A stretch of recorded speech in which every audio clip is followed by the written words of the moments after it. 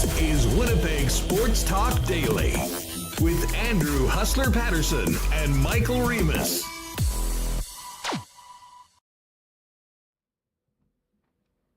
Hey, what's going on, everyone? Welcome to a Friday edition of Winnipeg Sports Talk Daily. What's up? Andrew Paterson and Michael Remis with you for a couple hours, getting you into the weekend, recapping last night's Bomber game, and much, much more. We got a packed show today. Looking forward to getting Brandon Rewucki on to the program. We'll talk a little Bombers with Brandon, as well as a little bit of NHL offseason and more. And Wiebe's World himself, Ken Wiebe, with his weekly visit coming up today, in addition to Brandon. We will also get ready for the Ballpark Beer Fest and Winnipeg Sports Talk Night at the Ballpark next week as Goldeyes GM Andrew Collier jumps on. And I do believe the Hacksaw himself, Lee Hacksaw Hamilton, will join us as we're just about getting ready for the weekly NFL Notebook with Hacksaw as training camps are opening up around the league south of the border. And of course, it's Friday. That means marbles, your chance to win a prestigious Winnipeg Sports Talk hoodie at the end of the program. Make sure you're around at about 2:45 with us live on the YouTube channel for your chance to enter and win with us. Great to see everyone here today. Shout out to everyone that popped by and said hi yesterday at the Bomber game. Great to see WSTers out in the wild. And hey, just before we get into everything, I just mentioned that Goldeyes game. Last call for tickets, everybody. If you haven't already got yours, get over to winnipegsportstalk.com in the next day or so and lock it in. $15 all in. Will include a WST koozie as long as supplies last. We've had great turnout so far, and we'll be sending the tickets out to everyone by Monday. So you'll have it ready to go. And then, of course, that is Wednesday night at the Goldeyes game. Winnipeg Sports Talk, you and 70-plus friends from the chat room looking to get together for what should be a really, really good night. Of course, big thanks to the Goldeyes for their support of the show, as well as our other partners, Princess Auto, Coolbet Canada, Canadian Club. Had a great time. Shout out to James and Angela for the great hospitality last night at the Bomber game. Modern Man Barbershop, Aquatech, Manitoba Battery, Vita Health Fresh Market, Wallace & Wallace, F Apparel, Nick and Nicky DQ Group, Consolidated Supply, Boston Pizza, Royal Sports, Assiniboia Downs, Breezy Bend, Aikens Lake, and the great taste of Little Brown Jug. Great seeing those 1919s out at the stadium now that LBJ is an official partner of the Blue and Gold. All right, let's get to it. Welcome to everybody in chat, and welcome to Michael Remis. Remo, what is going on? How are you feeling today? I'm feeling great, Huss. I'm happy. It's Friday, nice weather. We had a great night at the stadium last night. Yes, shout out to James and Angela from Canadian Club for showing us a great time. And also, the Bombers won, which was nice to see. A nice bounce back on the second half from the first, but also a bounce back from the loss over the weekend to Ottawa. Again, great weather, Huss. Great time to be outdoors here in the city. And yeah, I'm feeling pretty good.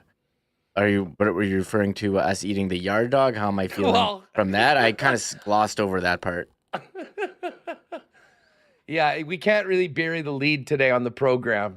For those that have maybe missed, the Bombers launched a $45 monster hot dog a few weeks ago.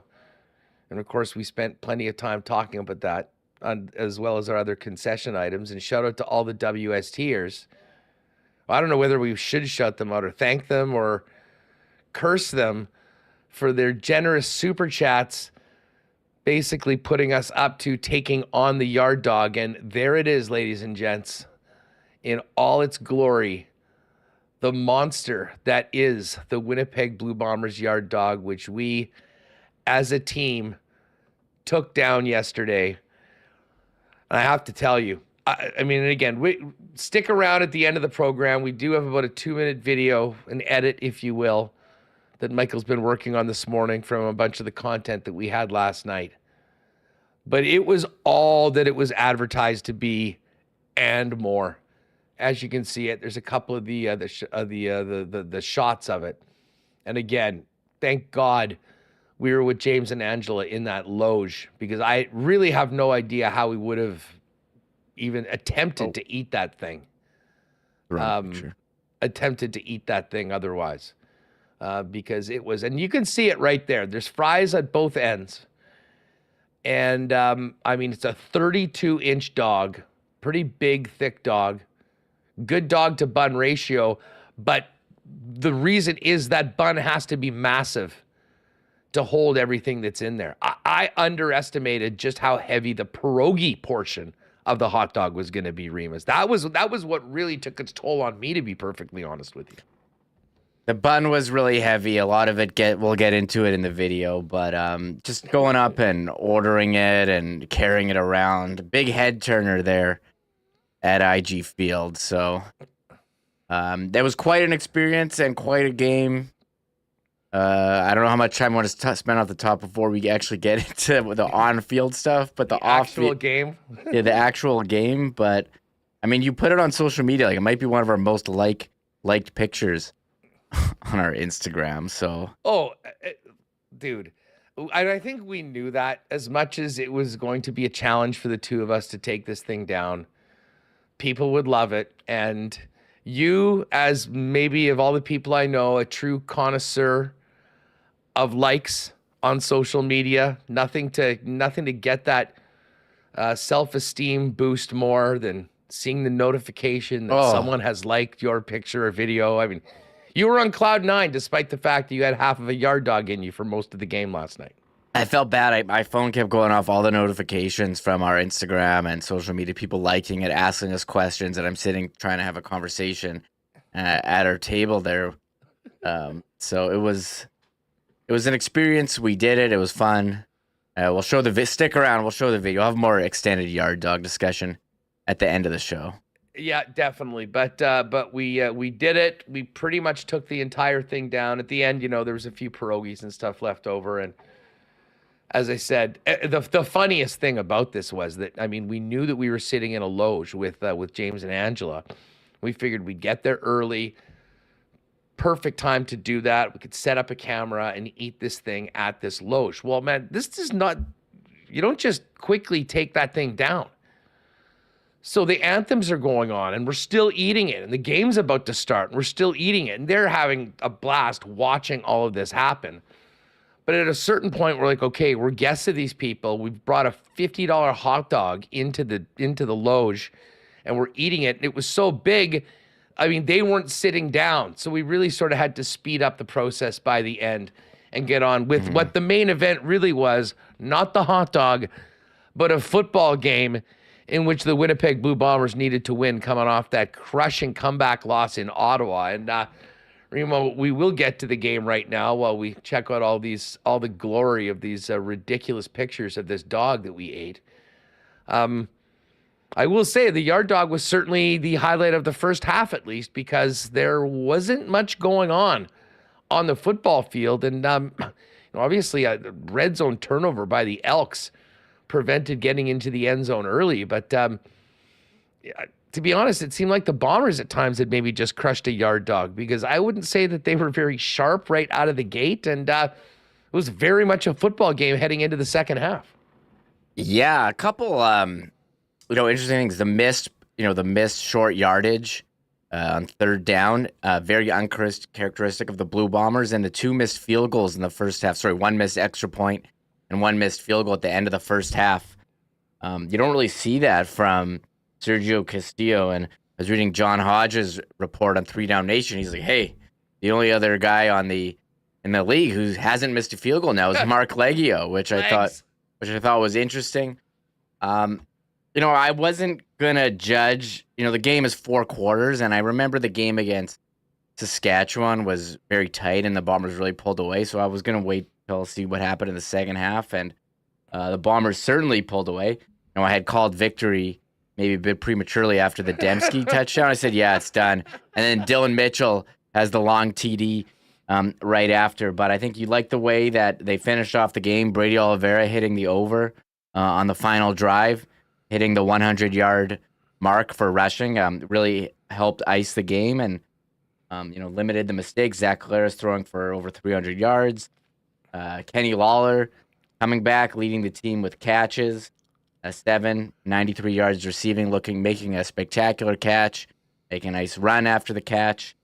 They rebounded very well in the second half. The first half was kind of like, what the heck's going on? Like, did they even have any red zone possessions? Like one in the first half?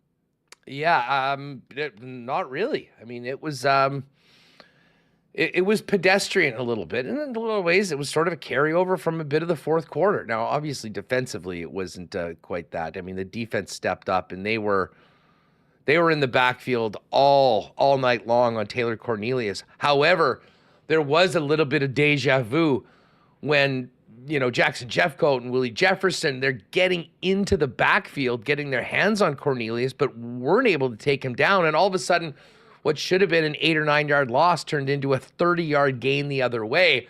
Tell me if you remember that from last Saturday, certainly with Dustin Crum. But I think this team went back into the locker room realizing that this was absolutely still their game, and put the boots down to their opponent the rest of the way. They did give up that one big play in the second half. Other than that, though, that was the Winnipeg Blue Bomber defense absolutely taking over a game. And I thought the offense looked a heck of a lot better. And listen, we'll talk about Kenny Lawler and what he brought back to the lineup. I mean, he was phenomenal and reminded us all just what a special receiver he was in his Bomber debut for this season after missing out the first third of the year. Dalton Schoen was impactful as well, although did leave the game. Thank God, it was perfect time for a bye week because he was roughed up a little bit. Nick Dembski had a big play. But I think the best sign for the Winnipeg Blue Bombers was what happened in the fourth quarter. And, man, it reminded me of the Calgary game, Reem. I mean, a game that was still relatively up in the air. The Bombers got the football, took control. The offensive line stepped up, and Brady Oliveira turned into the Bomber bulldozer. And you mentioned all those props. I mean, my pal Pat from Coolbet had texted me. He goes, "That's it. I'm done betting Oliveira props." And literally within 2 seconds, he busted that 25-yarder, then another 10-yarder. And it was very similar to that 10-yard drive. It didn't take as long, but they got it into the end zone, went the distance, running the football, and really sort of stepped on the throat of the Edmonton Elks, who we're a game team. I mean, for a team that was 0 wins on the season, I thought they battled hard. But the Bombers are a couple weight classes up, and they reminded everybody about that in the second half. And listen, kids, there's stuff to build on. Absolutely. Can they be better? Definitely yes. But this team is 5-2. They're going into the bye week. I think a much-needed bye week for this football team. They'll have a long week of practice when they come back the following week. And then it's time for the BC Lions to come back to Winnipeg. And we'll see if that was an aberration earlier this season when BC whooped the Bombers. And they'll have an opportunity to right that wrong from earlier this season. So all in all, I thought it was a great performance in the second half. And hey, this is a game. This is a business about wins and losses. And most importantly, they got the win, the first team to 5 in the Canadian Football League. Yeah, 5. You mentioned Dalton Schoen left with an injury, they said, after, not serious, and good time for a bye. 7 weeks in a row of football. That's a lot of ball. But as you said, first team to 5 wins. You can take a break and rest up for your big matchup August 3rd. Yes, August 3rd at home against BC. And BC, they've got a tough schedule coming up. They play this Saturday at home against Saskatchewan. Go to Edmonton the next Saturday after that. And then they will be here on the Thursday. So a bit of a shorter week for them while the Bombers are resting. And I think, you had to like the performance in the second half. First half, not sure what happened there, but they were able to regroup, clean it up. Zach Collares looked strong, protected the football. They ran the ball. Dalton Schoen, he left with injury, 2 catches, 42 yards. Nice play by Rashid Bailey for a touchdown. So I think people had a great night at IG Field. We did. Great weather. I mean, I brought a hoodie. I didn't really need to wear it. You were somehow in a hoodie and pants the whole time. I don't know how you lived doing that, but listen, I took a big L for that yesterday. And I don't know, it hadn't been very hot all week. It didn't look like. I think it was about 24. I thought, oh, okay, well, it'll get down a little bit later on. And, it was sort of the white game. So I had a white T-shirt on, but my Bomber hoodie. And I always liked that. I've got a bunch of stuff in my pocket. So that's a good one with a zip up. We parked the car, and by the time we walked in, I'm like, I'm such an idiot for wearing this. But it wasn't bad. It wasn't bad a little later on. And I did have 2 layers. And, if I got half the yard dog all over myself, which miraculously did not happen. I'm just looking at the stats here. And Kenny Lawler, 7 catches, 93 yards, didn't get in the end zone. I was kind of hoping, and maybe I made a sprinkle on that. But I thought he was the difference maker. Now, I know Nick Dembski was 4 for 4 on his targets for 115 yards and maybe the easiest touchdown of his career. Like, was there anyone within 20 yards of him when he caught that ball in the second half? But I really liked what Zach Colleros did.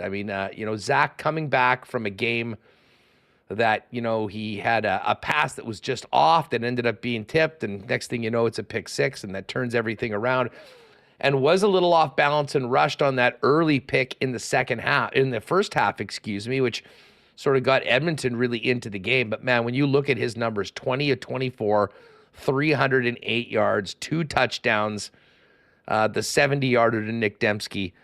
Zach Colleros is the leader. I don't think he was feeling really, anything from the previous game or even the, rather pedestrian start of the Bombers. And they got the job done, led by number 8, and he'll have a nice week with his family, as the rest of the Bombers will.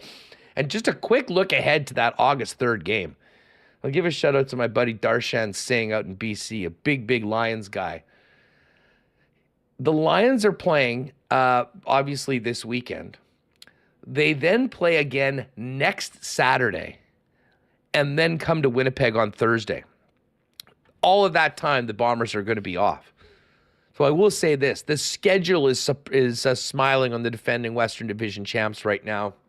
And there's going to be no excuses on August 3rd if they can't get it done, because BC is in a real tough spot with 2 more games before turning it around in a short week to play Winnipeg. And I'd imagine most of the guys in Blue and Gold are going to be spending quite a bit of time thinking about that game, even on the bye week this week. Yeah, how could you not? It's a big one. You want to get revenge for the loss earlier this year at home, and we'll see how BC fares against Saskatchewan. I'll give a shout out to Cameron Lawson as well. Huge interception was the first quarter in the red zone. That was a big turning point of the game. Didn't get much of a return. I think they were joking on the post game, but they fell down. The athletic ability of the big guys there. But we did have a big guy interception. That was a really big play at a time where it looked like Edmonton was driving, about to score. So, it was first half, not ideal, but hey, it's a 4-quarter game. As we learned last week, it was a 4-quarter game, right? And they came out in the second half, and that was the Bombers' second half team that we've seen allowing 0 points there in the fourth quarter. The Lawson pick was one of the great moments of the game. Deflected, and from the Edmonton side, Mandis Cornelius have a knack for turning the football over on the goal line or in and about that area. Anyways, it happened again. But when you see a guy that's basically a nose tackle getting a pick and rumbling 3 or 4 yards and, making a huge play, the only guys more excited, he was fired up, but man, were his teammates jacked up for him. And obviously it was a big play, taking a minimum of 3 points off the board. But always nice to see the big guys make something like that happen. We'll talk more Bombers over the course of the show for sure. I got home after the game, Remis, and turned on the tube and could not believe that Team Canada was locked in a 0-0 draw with Nigeria at the end of the game. Christine Sinclair, the all-time most decorated goal scorer in international soccer history, misses the free kick, and Canada ties Nigeria, the team that is far and away the lowest ranked team in their group, which also includes Ireland and Australia. So not exactly what I was hoping to come back to afterwards. And Listen, they got 1 point. It's not like this is devastating, but it certainly makes their game coming up against the Irish a must-win game, considering that they've got a very, very tough host team in the Aussies in their group as well. Yeah, but definitely puts the pressure on with Australia now in the lead in their group. They have one win, defeating Ireland 1-0, and we'll see how it goes the next game. Definitely some additional pressure, and you would like to see Christine Sinclair put that in. She didn't, so they'll move on, and we'll see how they go against Ireland. What I was just thinking, like, what a legend Christine Sinclair is. That's still going strong. Still, on Team Canada. What is remember she, like watching 38, I think. Yeah, watching 2012. Like, pretty awesome that she's still in line. It just takes you a moment to appreciate how great this team has been. Going back, I think for me, went on the radar. London Olympics was really like the breakout. 2012 was the breakout performance of Canada's women. You had that Canada-US game. So nice that they would start the game, right after the Bomber game, and you got to see the end. Unfortunately, it was a tie. Yeah, definitely our ladies are missing the destroyer, Winnipeg's own Desiree Scott in the middle. I mean, she has been the mainstay of that midfield for the better part of the last decade.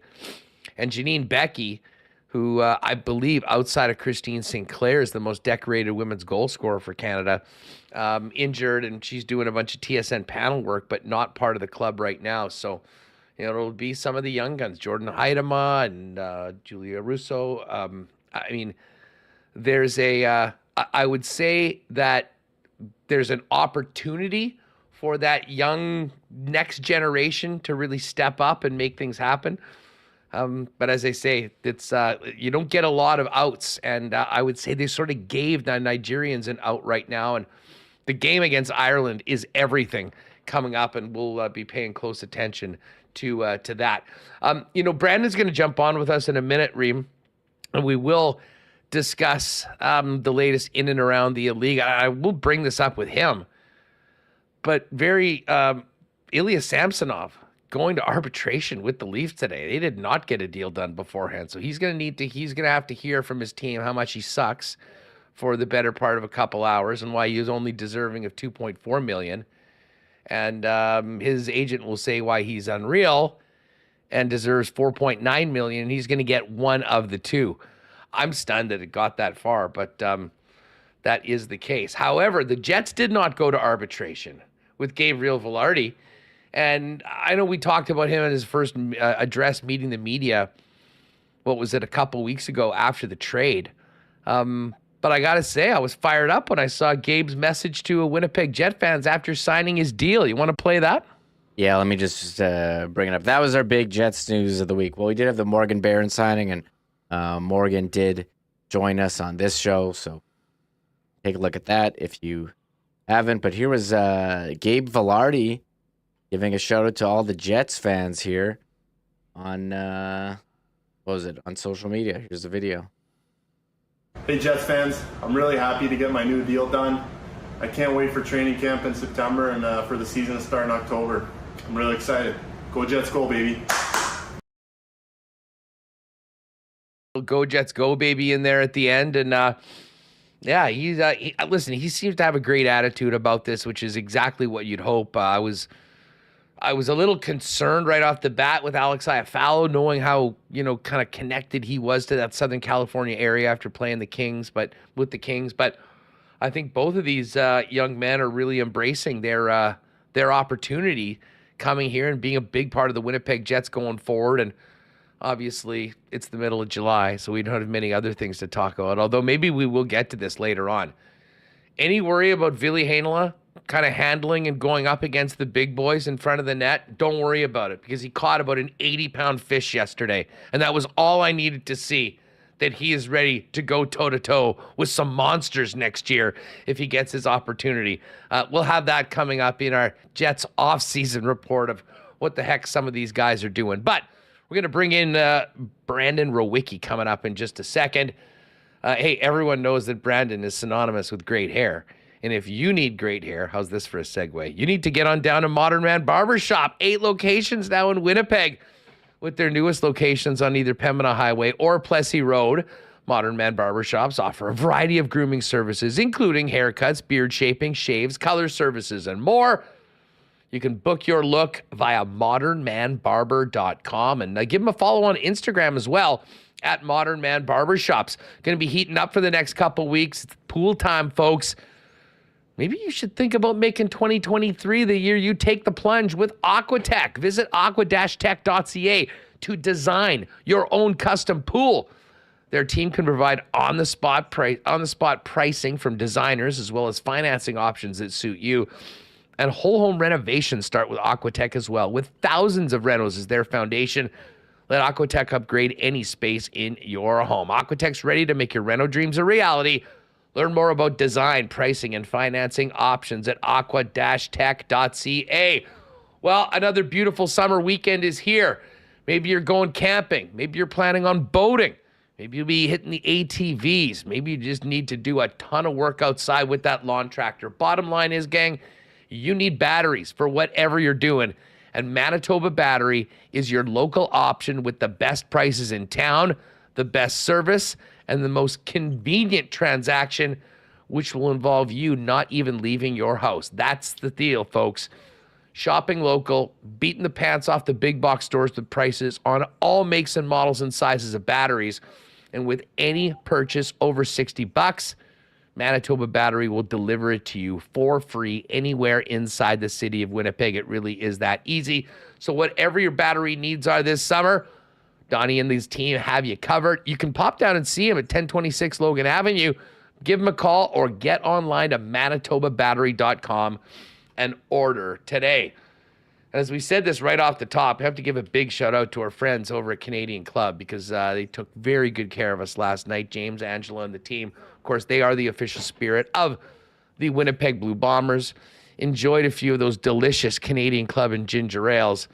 And also had, I think, my new drink of the summer, the Jim Beam and lemonade. Oh my God, was that tasty. Of course, when you're at a Bomber game, you can get it everywhere in the stadium. But for this weekend, pop by your local Manitoba liquor marts for your favorite Canadian Club products. And of course, you can get Canadian Club and ginger ale now in 473 milliliter cans at your favorite beer vendor as well. All right, let's get Rewucki in here and get things going. Brandon, what's up, buddy? How are you?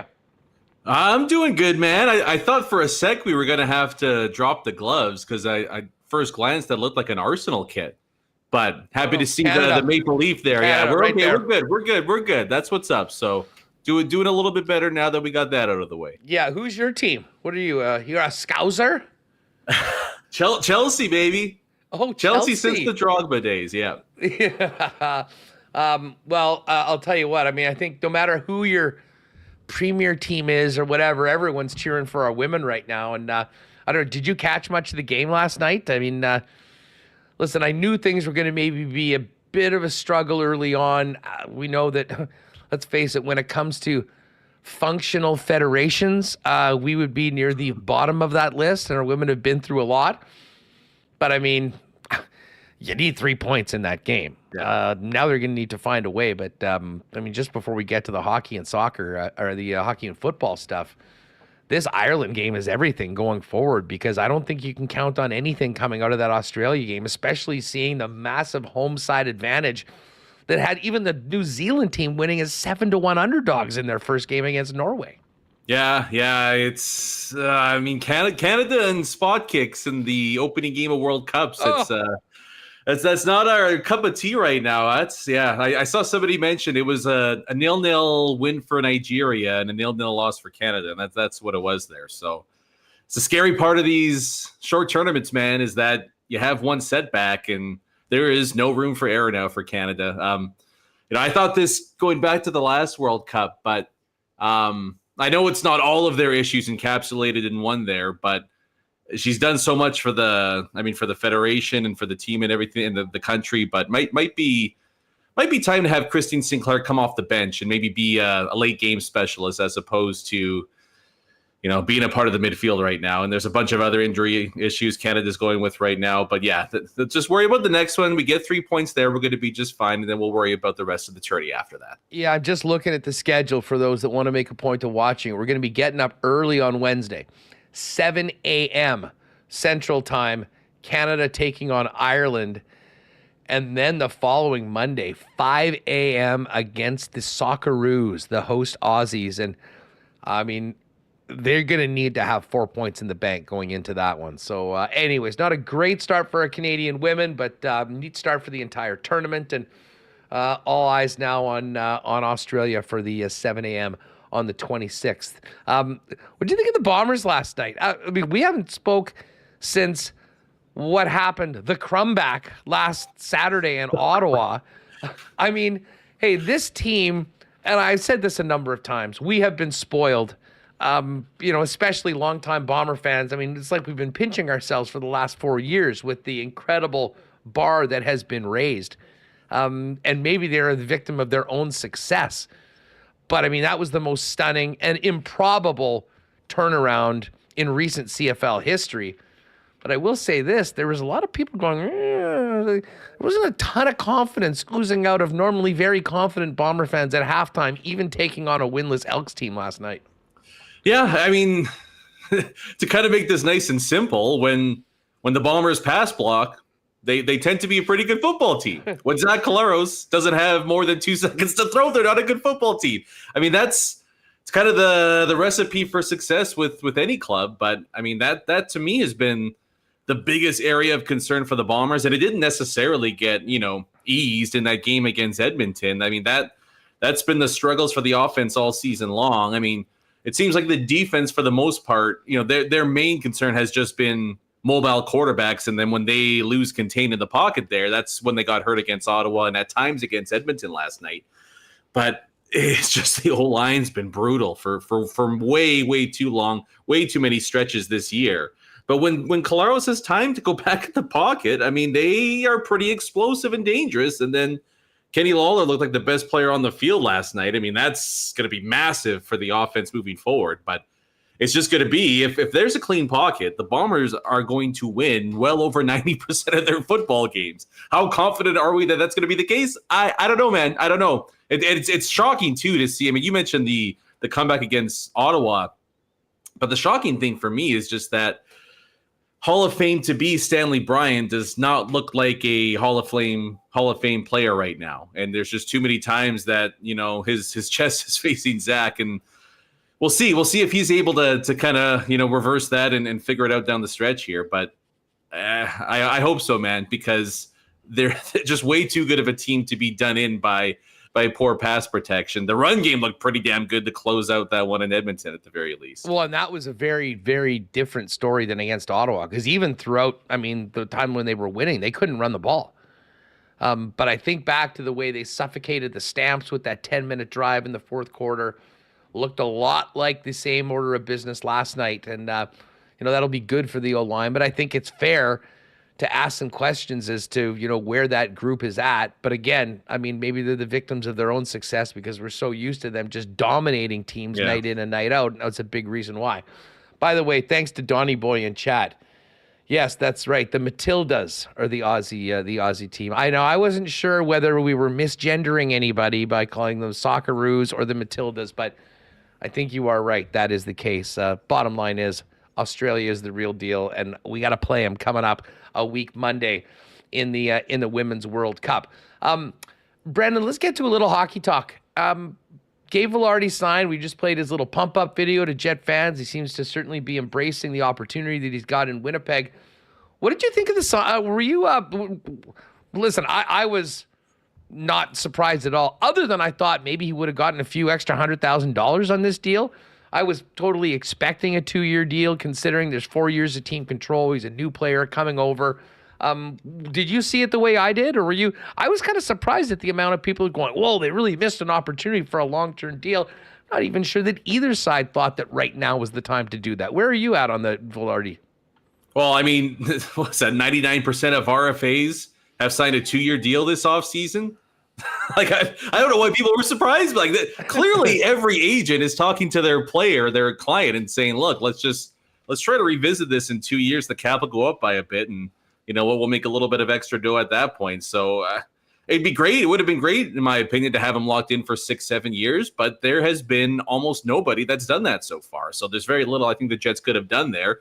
But at the same time, too, you know, like, there is a little bit of maybe we should slow play it a touch, right? Like, we're talking about a guy that's had some pretty significant back concerns in his young career, and one good season for sure, but only one season of solid production so far. So to me, when I look at the Vilardi deal, yeah, it would have been nice to get a few more years in, but at the same time, you know what, if it costs the Jets a bit in 2 years, then you know, that's a pretty damn good problem to have if they have to pay him, you know, $7 or $8 million on a long-term deal, right? So I think teams are kind of behind the eight ball this summer when it comes to negotiating with their RFAs. This is just how it's going right now. Pretty much everybody's locked into a 2-year deal, and it's going to be a mad offseason in 2 years from now.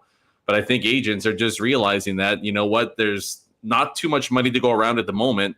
Let's get this 2-year deal underway. We'll have about 100 plus more games under our belt, hopefully, by the time we come around to negotiate next time. And the Jets still have 2 more years, right? Either 2 or 3, for sure, 2 more years of RFA control at that point. So they still hold a lot of chips and the cards when it comes to negotiating with Vilardi next time around. Yeah, you know, it's a great point. That's a big reason why I think Vilardi made so much sense for the Winnipeg Jets to acquire as part of that deal.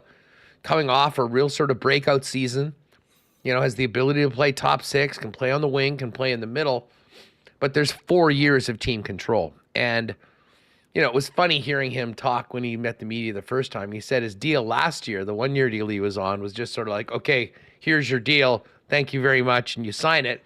Obviously, he had more to stand on this year. And I mean, that was never getting to ARB. I don't think there was any doubt about that. However, you know, from a Jets perspective, as excited as you are about a player like this, you make a great point. There has been injury issues in the past, and you want to make sure things go well. I'm not sure that you're looking at jumping into a 6 or a 7-year deal right off the bat. And for Vilardi's part, I think it's twofold. First of all, he's getting traded to a new team. He's never even played a game. I mean, this isn't Jonathan Huberdeau that was at the point where he's going to be getting free agent money. They gave him the best deal that's obviously on the table, and he just signs it because he knows that that's going to be the most money. For Vilardi, he gets to come here, obviously play a very big role for this team, and will have every opportunity to be in a situation in 2 years where he's one of the go-to guys on this team, and they're interested in signing him long-term, and he's worth a hell of a lot more than the $3.5 million or whatever it was that he got this year. So to me, it makes a lot of sense. And this is just doing business right now in the summer of 2023 for RFAs.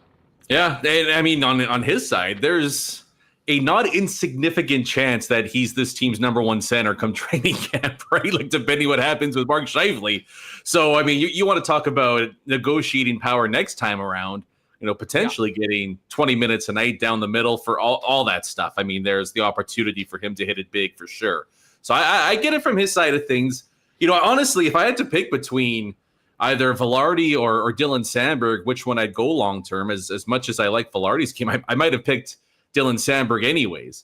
But this is just, I think it's just the nature of the business right now when it comes to RFAs. Is just that nobody's signing. What is it? I think Caulfield was maybe the only one that went long term. But other than that, I can't really think of too many off the top of my head this offseason, especially after free agency happened. You know, these guys are just, everybody's playing the waiting game right now. And there's a lot of UFAs doing that, but there's a lot of RFAs doing that right now. And, you know, to be fair, that's from a player side of things, that's probably the way to go. And it's really the only way you can utilize any leverage that you have going up against, you know, the GM and the team in terms of contract negotiating. You have little power to begin with, but trying to stick with a shorter term deal and then parlaying that into a bigger ticket down the road is really the only way to go about things. Caulfield secured the bag, and of course PLD secured the bag as well, but that was part of the him going there. And now the pressure's all on Dubois to prove that he was worth a pretty big ransom that the Kings gave up to get him there. And, you that $8.5 million salary that will be more than Anze Kopitar is, not next year, but in the following 2 years. And I'm fascinated to see how that all plays out. You know what else I'm interested to see how it plays out? This Samsonov situation with the Leafs in Toronto. Yeah. I can't remember. And again, you might know this. Maybe I'm just talking off the top of my head, but trying to remember a scenario where the ask and the expectation between the team and the player was so different. I mean, it's more than 100% more, the ask from the player. Leafs offering 2.4, him going for 4.9. This is a guy they're going to need, and they're going to need to have in a good headspace. And I would almost offer that if there's one player on your team you don't want going through what arbitration is all about in the NHL, it would be your starting goaltender. And yet that's exactly what's happening with the Maple Leafs today as we speak. Yeah, just status quo in Toronto, man. Let's just alienate our starting goalie as much as we can going into the year. And I wonder, like, when it comes to these arbitration numbers, I would like to see the NHL adopt MLB's strategy or format or whatever you want to call it, where each side picks a number and then the arbitrator just chooses one of those two numbers.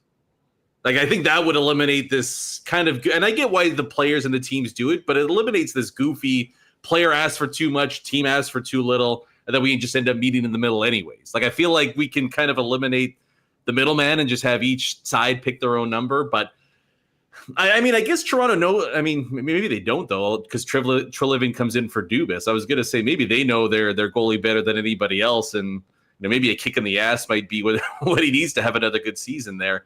I mean, as a whole, I don't think anybody knows what's going to happen in Toronto this year, man.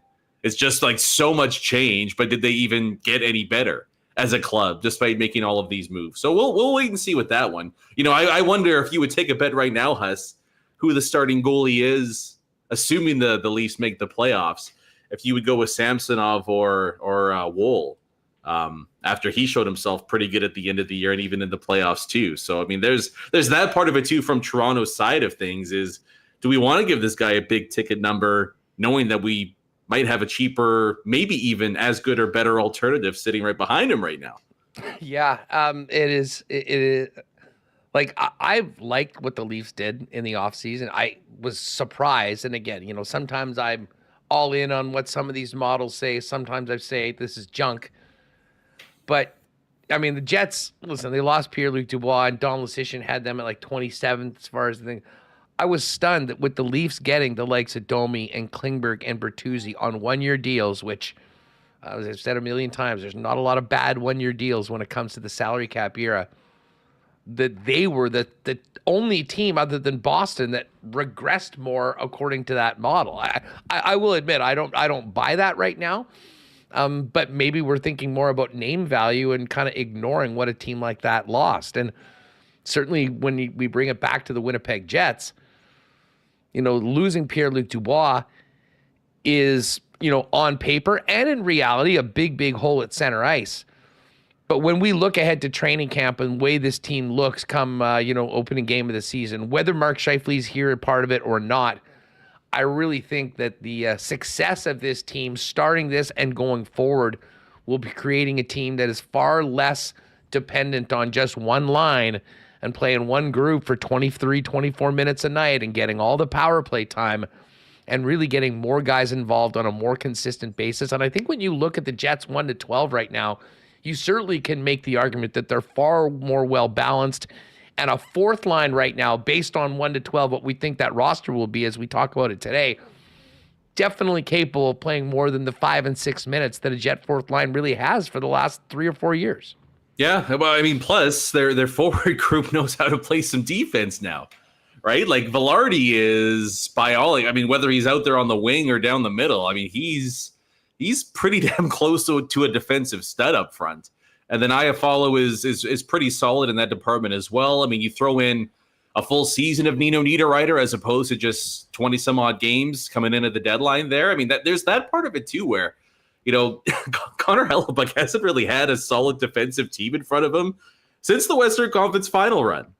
And he's put up Vezina-like numbers in the majority of the season since then. So you wonder, if he's with the team for game 1 of the season, what he's going to be able to do. And if we maybe see a shift in how the Jets play, instead of, a club that likes to go goal for goal with you, maybe they become a little bit more of a, I won't go shutdown team just yet, but maybe a little more imposing to try to get some scoring chances against there. So what was interesting to me about that article more so than anything, Huss, was almost more so just how rare it was to see a team improve this offseason. Like, there was a lot of either clubs just status quo or dropping down in terms of the value that they lost with players going out the door, just with how rare cap space has been so far here. So, I mean, it's at least as far as the middle group goes in the NHL, the contenders are still the top dogs, and there's about 6 or 7 awful teams. But after that, there's about 20 or so teams that are all really, really close. And there's just going to be a lot of luck and health that comes down to who's going to fit where. And I think the Jets fall into that pack right now. And we'll see what they're able to do the rest of the way here. I mean, they've got a lot of cap space. Not a lot of teams have that available. So we'll see if the Jets try to utilize that now or save it to the deadline. No, it is a great point. Brandon Rewucki's with us here on Winnipeg Sports Talk. All right, before we finish up, let's get to the Open Championship. Is it over? I mean, that round by Brian Harman today was... I don't even, words won't even do it justice right now, but we're seeing what these guys are going through this afternoon. For him to birdie 2, 3, 4, 5, have no bogeys, and then the way he played 18 with that scintillating drive, a 5-iron to about 12 feet, sinking the putt for eagle. When that went in, I did say to myself, this might be over. Not yet. And I mean, we've seen this. I hope you're right. And yeah, I know. I mean, the wind and the rain's kind of slowly starting to come in. And I do wonder a little bit. I mean, there's some really big names in and around like 1, 2 under-ish. And if you get into one of the early tee times and the weather's nice and you put up a nice number and then things get worse as the day moves along, I mean, there's a chance that a guy that's in like 15th place right now might be in and around the lead heading into Sunday there. So I don't think it's over just yet. I mean, Tommy... I saw, unfortunately, Tommy had to chip out of a bunker before I came on here. So, I mean, he was 3 or 4 back. I don't know how close he is now. But, I mean, if you got the hometown boy in a final pairing with Harman on Saturday, then it's not over just yet. And, I mean, Sepp Straka could drop at 61 at any point in time, too. And he had himself a hell of a finish to the back 9 today. So, yeah. Maybe I'm being a little hopeful and saying it's not over yet, but I don't think it's over just yet. And I think I'm with pretty much 99% of golf fans looking at the leaderboard right now thinking let's get Tommy a major. Like, it's one of the nice dudes. He was a beauty at the Canadian Open. Let's make sure Tommy wins one on home soil here. You know what? I have to say, I mean, Harman's not really a household name. I'm kicking myself for not paying more attention to him coming in. I mean, he had a 9th, a 2nd, and a 12th in his 3 events coming in. And he might be, if he's not he's certainly amongst the best putters. And then you move it here. And I don't know, I think that's maybe why we were off the scent of Harman, in that, you know, these links courses are slower greens. You kind of think that it's more of an equalizer. I think we're seeing right now, this is a guy that was already one of the best. And if you put him on a track that it's even easier to make it than what he's used to on the PGA Tour, he can be that much better. But I mean, the ball striking, the consistency, not getting in any trouble, it really was something. And yeah, there's our guy Sepp at 3 after a 4 under. I'm blowing all the money I made on Sepp at 50-1 when he won a couple weeks ago on some of these other guys. But I mean, if we were hoping, I was really hoping Brooks would make a bit of a run today. He's 2 over at +1 right now. We can't rule out Rory McIlroy, who's at 1 under par. Cam Young's at 1 under, and Cam, he must have just had a double or something like that. Oh, he had back-to-back bogeys, because I did see that he was 3 under before that. Max Homa had a great start, but he gave a few back last week. I mean, seeing what these guys are doing right now and how no one's really putting together a massive round for the most part, other than the likes of Jason Day and Straka with 4 under.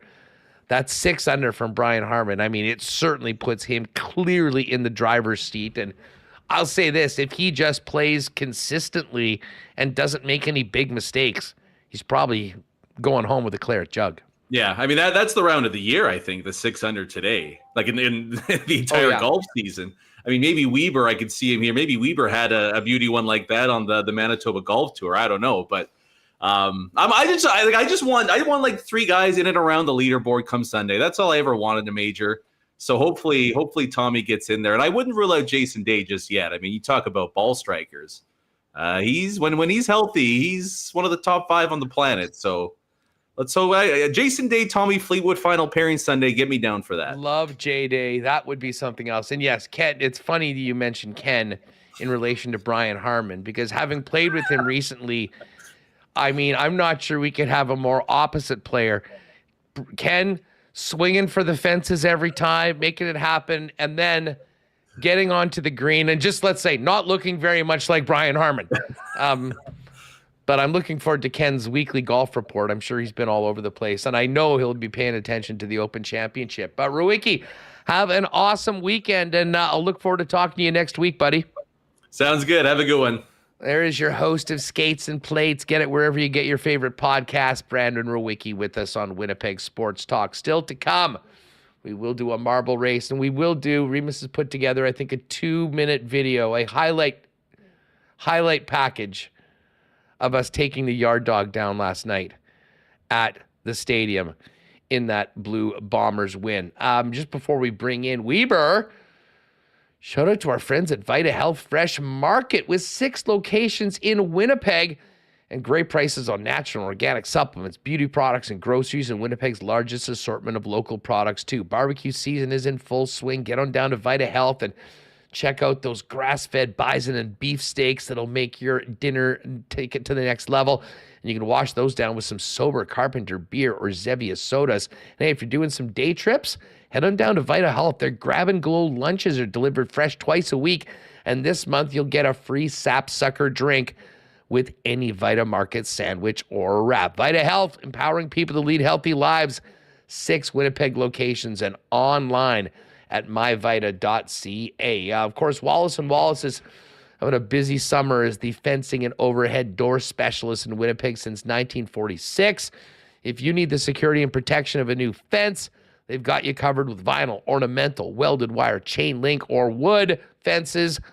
They definitely have the right one for you. And if it's time to replace your garage door, give them a buzz because they've got Winnipeg's largest selection of overhead garage doors as well.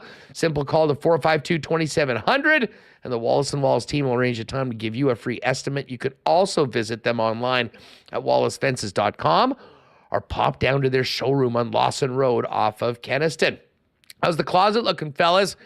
Because if it's time to up your menswear game heading into the rest of wedding season in the fall, you need to get down to F Apparel. Custom suits beginning at $400, along with chinos, golf pants, custom shirts, both tucked and untucked styles, and an incredible selection of menswear accessories. If you are in a wedding party in the future, talk to them about a 15% discount when the wedding party gets their suits from F Apparel. You can do it all downtown at 190 Smith Street. Check them out online or make an appointment at EPHapparel.com. And hey, blizzard season is here, the good kind. No weather warnings for this. Just some great new summer blizzard flavors over at one of the 4 Nick and Nicky DQs. Pop by with the family to the DQ Northgate, DQ Polo Park, DQ St. Anne's, or the DQ out in Niverville, and get that taste of summer that makes everybody's day. Nothing like a trip to DQ with the family. Big thanks to Nick and Nicky for their support of WST. All right. Time to get into the big brain of one Weeb's world. Ken Wiebe joins us now on WST. Weber, what's good, buddy? How are you?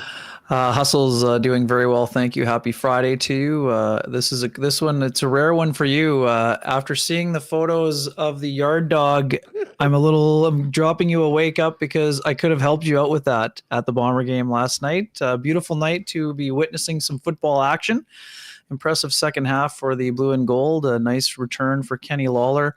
Certainly had those sticky hands at work on a few of those plays, and Nick Dembski having himself another day. And also Brady Oliveira. How about that second half? I was pretty quiet on the ground in the first half, but the wrecking ball was moving in the second half, moving those chains, and the O-line, which was a little bit under siege in the first half, responded accordingly. So interesting tilt last night, beautiful night. And man, you got to tell me, before you show the video, how did you get through that? That looked like an impressive feat of strength right there. Well, with great difficulty. I mean, it was a tag team event, but you know what's funny about that? And I mean, when I saw that, I assumed that most people get it and they put it into 4 or whatever. Yeah. So we're getting this thing. And we're like, oh, do you guys cut it? No. Oh, can you? No, sorry. So I had to jimmy a thing, basically do a very primitive cut with 2 forks to kind of get it done. Remis had hit his half, I had my other, and I'll be honest, I mean, the hot dog itself was awesome. Oh yeah. What I was not prepared for was just how much, when to have a dog that big, there's a lot of bread that goes into it. Yeah. But man, the heaviness of all those pierogies, that was what really put the top. And I will say this, I did not have a single thing to eat at all in the day before I got there. And I did not have a single thing to eat the rest of the way. It was that half of that picture right there, Ken, was the entire intake for the day. And I still felt it when I got in there. But as far as the actual dog goes, very, very good for a large novelty item. Yeah. But I think I'm going to stick to maybe a foot long, or I wanted to try that Winkler farmer sausage dog that they had yesterday. But needless to say, after what we bit off to begin with, that wasn't going to be the case. And yes, I do sort of wish you were around. It would have been nice to tag in a third member of the team. Well, Huss, get this. I did run into Remo during his search for the knife, and he did not mention it to me. So I saw him picking up the forks as I passed him down the aisle, but he didn't mention that there was an eating contest to be had. So I'm a little bit hurt from the CTO, but I'll do my best to get over it. Wasn't a contest. Two gentlemen enjoying Remo, a you just nice didn't meal. want to share, okay? You didn't want to share. It's okay. Everybody knows I love to eat, so it's good. Although we would have gotten, if we had done that, we would have gotten chewed out big time with the chat, because this has been a challenge that has been building up for a number of weeks. That being said, I wish you were there. A little bit of FOMO. You know, I get FOMO once in a while. That was when I saw your photo when I was scrolling at halftime. I definitely was feeling a little bit of FOMO there. But I did personally had tried the pierogi bites for the first time. They were quite delicious. I assume that is what is included on the yard dog there. So I did get a small sliver of a sample of what you were going through, even though I was not included in the tag segment. And we did split it up. Believe me, we saw all of your Lady and the Tramp tweets, everybody. We knew what was going on. We did not go with that style to do it. Overall, though, it was a fun. I mean, another just gorgeous night and just before we talk about the game, I mean, this was a Thursday night game. I mean, not one of the Friday games. And I think it might be a little more challenging for people to maybe get into town that are outside of the Winnipeg area. 28-5, another great crowd. And I mean, just an awesome atmosphere of a team that has, has really worked hard to build up that fan base. And as I said, we've been spoiled as Bomber fans with what this team's done for the last 4 years or so. And there was a few nervous people in and around halftime, but they showed up that they're still that team in the second half. And I thought, for my money, the biggest part of the game was that big drive behind Brady Oliveira, establishing the run and taking over the game in the fourth quarter when they needed it.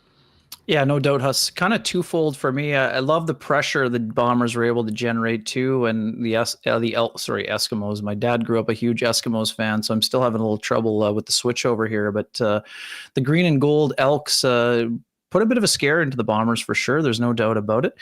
I love the pressure from Jackson Jeffcoat, Willie Jefferson, Ricky Walker. That group there did a nice job in coverage. But you're right. I mean, the O-line was under some significant pressure in the first half. Collaros didn't have a ton of time to get into the rhythm and flow on the offensive side. But man, did they ever create a number of holes for Brady Oliveira to absolutely power through in that second half. And it was this was like classic Belichickian drive of vintage Patriots land, right? It was another big minute muncher in terms of moving the chains and battling on the ground and kind of reducing that the clock management style of drive that the Bombers put together there. And yeah, it was just impressive. And, the weaponry that they have at their disposal is impressive. And I know you're talking about it with Hammer earlier in the week, Huss. I mean, you see a game like that with that kind of a matchup, an 0-6 team, and like people just expected it to be 30-0 at the half, right? So the fact that it was tight, people were a little bit nervous. The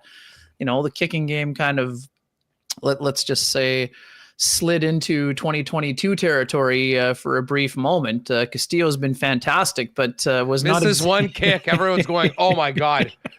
Well, there was one field goal, a couple extra points, a little bit. It was not vintage Castillo momentary, but True. How about the punting? Man, like there were some absolute bombs unloaded on the punting side. Lots of hang time, lots of distance, and yeah, I mean, it was just an impressive second half. And we get it, people. We get it. The Bombers have lost so little in the last little while. And, they had a little bit of a hairball that they coughed up in Ottawa the week prior. So everyone thinking that it's going to be a blowout. Elks roll into town, struggling here. Who's the quarterback? Is Chris Jones going to be fired? Is he only staying around because of the cap implications for years to come? I mean, all of those kind of there was a lot of outside noise for the visiting team going into the game, and Bombers tried to just take care of their business. They were a little bit flat in the first half, I think, but I thought that Buck Pierce kind of dialed up some nice play calling, whether it was late in the second quarter and then down the stretch. They certainly got themselves going. But hey, this reminds me of the early 2000s, and I can remember talking about this with Doug Brown. I didn't cover the Bombers often, but that year where they were, I think, 14-4 or whatever it was, and Doug I remember him kind of countering a question by like, what do people expect? Like 18-0 here? Like it's a hard league. Like and by the way, all the same people that were saying, well, good job, you steamrolled everybody until the Grey Cup last year. Like what matters happens after Labor Day, Huss. Anyone who's covered the CFL or watched the CFL, of course, that doesn't mean you can ignore the first 9 weeks or whatever the number is, but the real football happens after Labor Day, when the weather gets cold, when you have to get your ground game under control. So even though people think, night's still 26, 28 degrees at night last night, that kind of rumbling towards the end zone and first downs, that's important 3 months from now when there's snow on the ground and there's games being played, whether they're indoor or outdoor at Investors Group, right? I mean, this is all part of the building process. And for the Bombers, like, they haven't changed the playbook a whole great deal, so they're going to have some wrinkles when it matters. So for some folks who think it's a little bit vanilla at times, and I actually thought that there were quite a few nice directional plays that they, you got Dembski coming through. You think it might be it might go to him. Collaros rolls out, finding someone in the middle. Like I thought there was a lot of creativity on display. And some of those plays will open up other plays for down the road. And I think that's sort of what can get lost in the week-to-week cycle when a team is getting close to the midway point and just wants to fast forward to November, right? When the games really matter, right? I mean, that's also part of the issue here. And reminds me like the 2019 Jets. Well, there you go. Everyone was there like, okay, great. Let us know when the games mean something in the playoffs. And next thing you know, they have a real rough second half. Next thing you know, you're out in the first round of the playoffs. And I mean, when I look at this team, I mean, we talked about that drive in the fourth quarter. I mean, that was basically the exact same thing that happened against Calgary. I mean, in the last home game where they squeezed 9:37 out of a drive that actually didn't end up in 7. It ended up in 3. Just the 3. But it, for all intents and purposes, ended the football game. And I think that's big for the offensive line because, Ken, the one area of this club that I think we can't overlook that has had some shaky moments has been the line. It certainly got run over by the BC Lions in that loss earlier this year. They weren't able to run the football at all against the Ottawa Red Blacks. And early on in this football game, there was a lot of green and gold in the backfield chasing Zach Collaros around. And to me, the offensive line was the foundational piece that Kyle Walters started. When he got his job, what did he do? He improved the Canadian talent and he improved the offensive line. And, you win and lose football games on the line of scrimmage. And the Bombers have known that, and that's been why they've been so good. So, yes, they've raised themselves to maybe an impossibly high standard, but at the same time, if they want to continue to be that team in the Canadian Football League, they're going to need to be a little bit better for a full 60 minutes.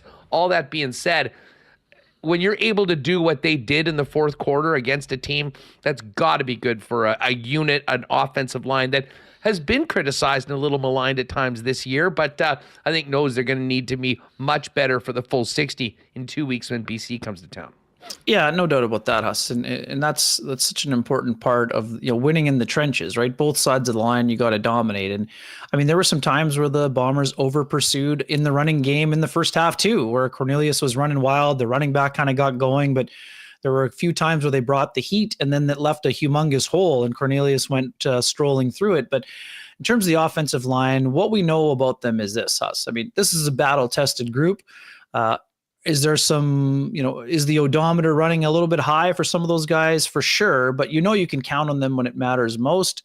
And the other thing too, we talk about this, people know that you're going to be bringing their best against them every single week. So that's the other thing. So you got challenged, you got punched in the mouth in the first half. And what did they do? They responded accordingly in the second half, got their ground game going, protected the ball a little bit better. And hey, I mean, the other thing too, it's not all O-line. I mean, Prukop bobbles the snap. They had 2 short third down non-conversions. Yes, there was an interception for Collaros also. So, Huss, we know about ball protection and how important it is for Mike O'Shea, right? And this is a veteran group. Errors are going to happen. Mistakes are going to happen. Yes, but these are correctable mistakes. And these are the type of things that in the film room, when guys get challenged by their position coaches, they're not here saying, oh, hey, they're not going to crumble under the criticism that will be coming in the film room either, Huss. And ultimately what matters is what happens when, the chips are down. And, I think it was an important response for them. Super interesting. Sat on the west side this week.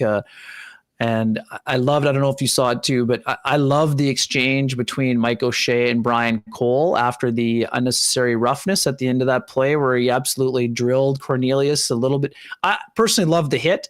And that's kind of one of those, Huss, that in hockey terms, that's one of those penalties your teammates will be happy to kill off for you. But I love the fact that O'Shea was like, the team is up by 2 touchdowns. You can't take a penalty there that extends the drive, right? So for someone who just enjoys watching the game but isn't necessarily as dialed in on it as some other people, I'm like, maybe O'Shea played the game super hard. He's probably going to be okay with the hit.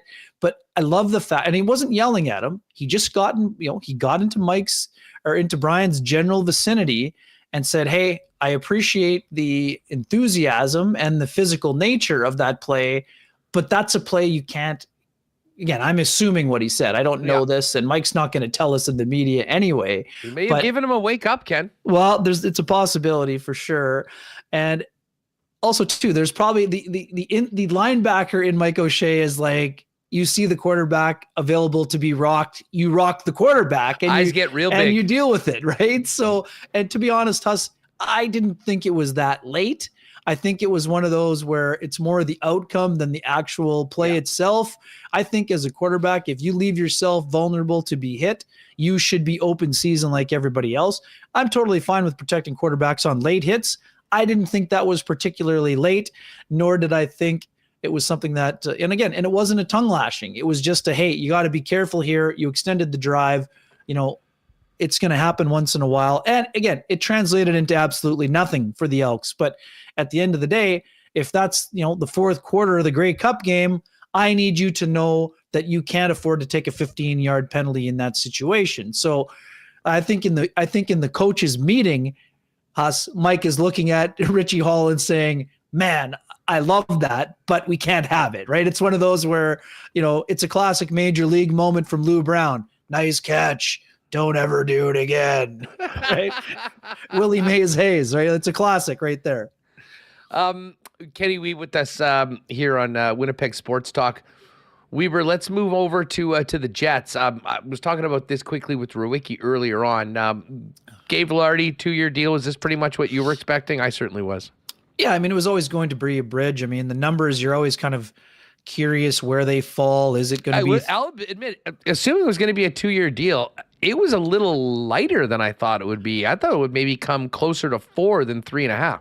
Yeah, Huss, I mean, you got to look at it this way. I mean, Vilardi has had some injury issues. It was his best season, so for sure he had some leverage. But if you're looking at overall body of work, like just look at it this way. Nino Niederreiter is a consistent 20 to 25 goal scorer, in his late 20s or maybe 30 now, that's making $4 million. So the fact that Vilardi at his age comes in at 3.4 or 5 or whatever the number is there, I would say that leaves him in a very good spot. He gets a very hefty raise. And let's not kid ourselves. Gabe Vilardi has 2 great years. That number is going to be rising into the 5 to 6 to, depending on how high. If he goes from, double that. Can you go from 24 to 40? Now you're looking at 7-ish or 6.5, 7, depending on the escalation of the salary cap. So for Vilardi, he gets a nice raise with the idea of knowing that number can go up dramatically, given the role and responsibility he's going to be having with the Winnipeg Jets during those 2 seasons and probably beyond, right? And the other thing too, for people going all crazy, well, he's just going to leverage his way out of town. I mean, this is how it works for most teams. I mean, even Alex DeBrincat took a shorter deal, Huss, that was for 4 years, right? Instead of 6 or 7. So at Vilardi's age, a 2-year deal is natural. It doesn't mean he's going to go 2-2-1 out.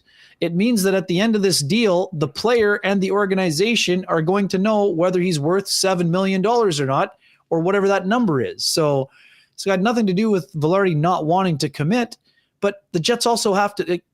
It's hard for the Jets to go to $6 million right now in a 7-year deal because you need the player to stay healthy.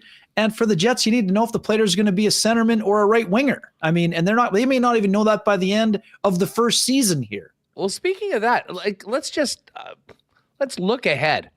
And let's assume for a minute that there are no other changes. Obviously, everything is subject to change, in particular Mark Scheifele's situation. But if Scheifele's back, where do you think Vilardi starts the season? Yeah, that's a great question. Or where would you like to see him start the season? What do you think makes the most sense? I think that right now you're going to see some type of rotation in that 2C spot with Vilardi, whether it's Nemesnikov or, it's possible that Perfetti gets a couple looks at the center spot as well, Huss, right? So I'm here to tell you the crystal ball is still a little bit cloudy, but we're going to see all of those options explored coming up here. And that's not to say that the Jets, depending on what happens with Scheifele, if Scheifele is moved in a deal for a bigger right shot defenseman, well, then you're going to see 2 out of the 3 of Nemesnikov, Vilardi, and Perfetti holding down those 1 and 2 center spots. But for right now, there's only 1 open. So who does it make the most sense to be in that type of a situation? So you got Vilardi is a big body, right? 6'3", 215. You'd like to have that kind of size down the middle playing center if you can. We know Vilardi is comfortable there. He's also comfortable on the wing. I think it creates some interesting opportunities. I think that he will get the first chance to be the second line center, but that depends on how the Jets feel about Perfetti. If the Jets feel that Perfetti can handle the defensive role down low, and if they think he won't be subject to as many big time hits that he has been on the receiving end of in the last 2 seasons, well, then Perfetti might get the first look. But I also could see a situation, Huss, where you play Perfetti and Vilardi together, kind of similarly to what we saw with Dubois and Scheifele, not the same circumstances, but if you have 2 guys that have played the center position, it's easier to get into a switch out situation in terms of the third guy high in the offensive zone taking the center responsibilities initially, right? So that would be something that's a possibility. And then the other thing too is when it comes to, we've talked about this for years, and as you know, I'm quite comfortable with Adam Lowry in a third line center role, and I think that the improvement in his winger situation this year will help maybe lead to a little bit more consistent season where there's plenty of offensive production. But if the Jets are looking for more balance in their top 9, I could easily see a scenario where Vlad Nemesnikov is playing in the top 6 with Nikolai Ehlers because of what he was able to show in that small sample size in terms of creating some chemistry there. So all to say the Jets will have a lot of options at their disposal, and a lot of them are good options. And the other thing too, Huss, Rasmus Kupari is a guy from some of the scouts that I've talked to. They think he could also play center in a top 9 role at some point. There too. Does that mean he starts as the 4th line center? Could he start on the right wing with Adam Lowry? Of course he could. There's lots of options. The Jets are going to be, 13, 14 deep. Probably, is it the first time since the 2017-18 season? I'm not 100% sure if that, it's the deepest they've been since that time for sure. And how the things play out is going to be dependent on how some of those players play, including a Morgan Barron. Morgan Barron's a guy who's played some center. I don't expect him to play center, but he would be a guy that they would have as an option. If you're juggling around and Kupari is playing with Lowry and Iafallo, then maybe Morgan Barron is the 4th line center. Obviously David Gustafsson would be in that mix as well, but I don't have a great answer. It also depends with how these guys mesh with one another, Huss. I think I like Niederreiter with Perfetti because it gives you that kind of banger and crasher and a guy that can do a lot of the work down low. And you also have a great finisher. Like Niederreiter is a great finisher on that line. Velarde is also a great finisher. So could I see Velarde playing with Perfetti and Niederreiter? Of course I could. And even Perfetti, I've said this to you plenty, Huss. The one thing about watching Cole Perfetti, even at the time when he was with the Manitoba Moose, yes, he is a playmaker first, a pass first player, but I think that Perfetti has got a sneaky good shot and really quick release. Now, again, I'm not putting it on the Mark Scheifele level quite yet, how when we talked about Scheifele coming onto the scene, that he had that Sakic-type release. But I do think that Perfetti is a better finisher than maybe some people will give him credit for. So those 3 guys I could see meshing really well together, but then that would also be dependent on, Ehlers playing, maybe now Ehlers is playing with Scheifele and Nemesnikov is playing down in the order. But it's interesting to see. I'm also fascinated to see how, if Ehlers and Connor play together, if Ehlers and Scheifele play together, if the Jets will make a concerted effort to not have Connor and Scheifele together as often, knowing some of the defensive issues that have crept up for that duo.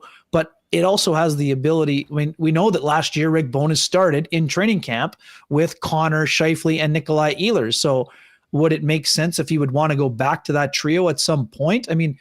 They played a whole whopping grand total of 1 3/4 games together last year.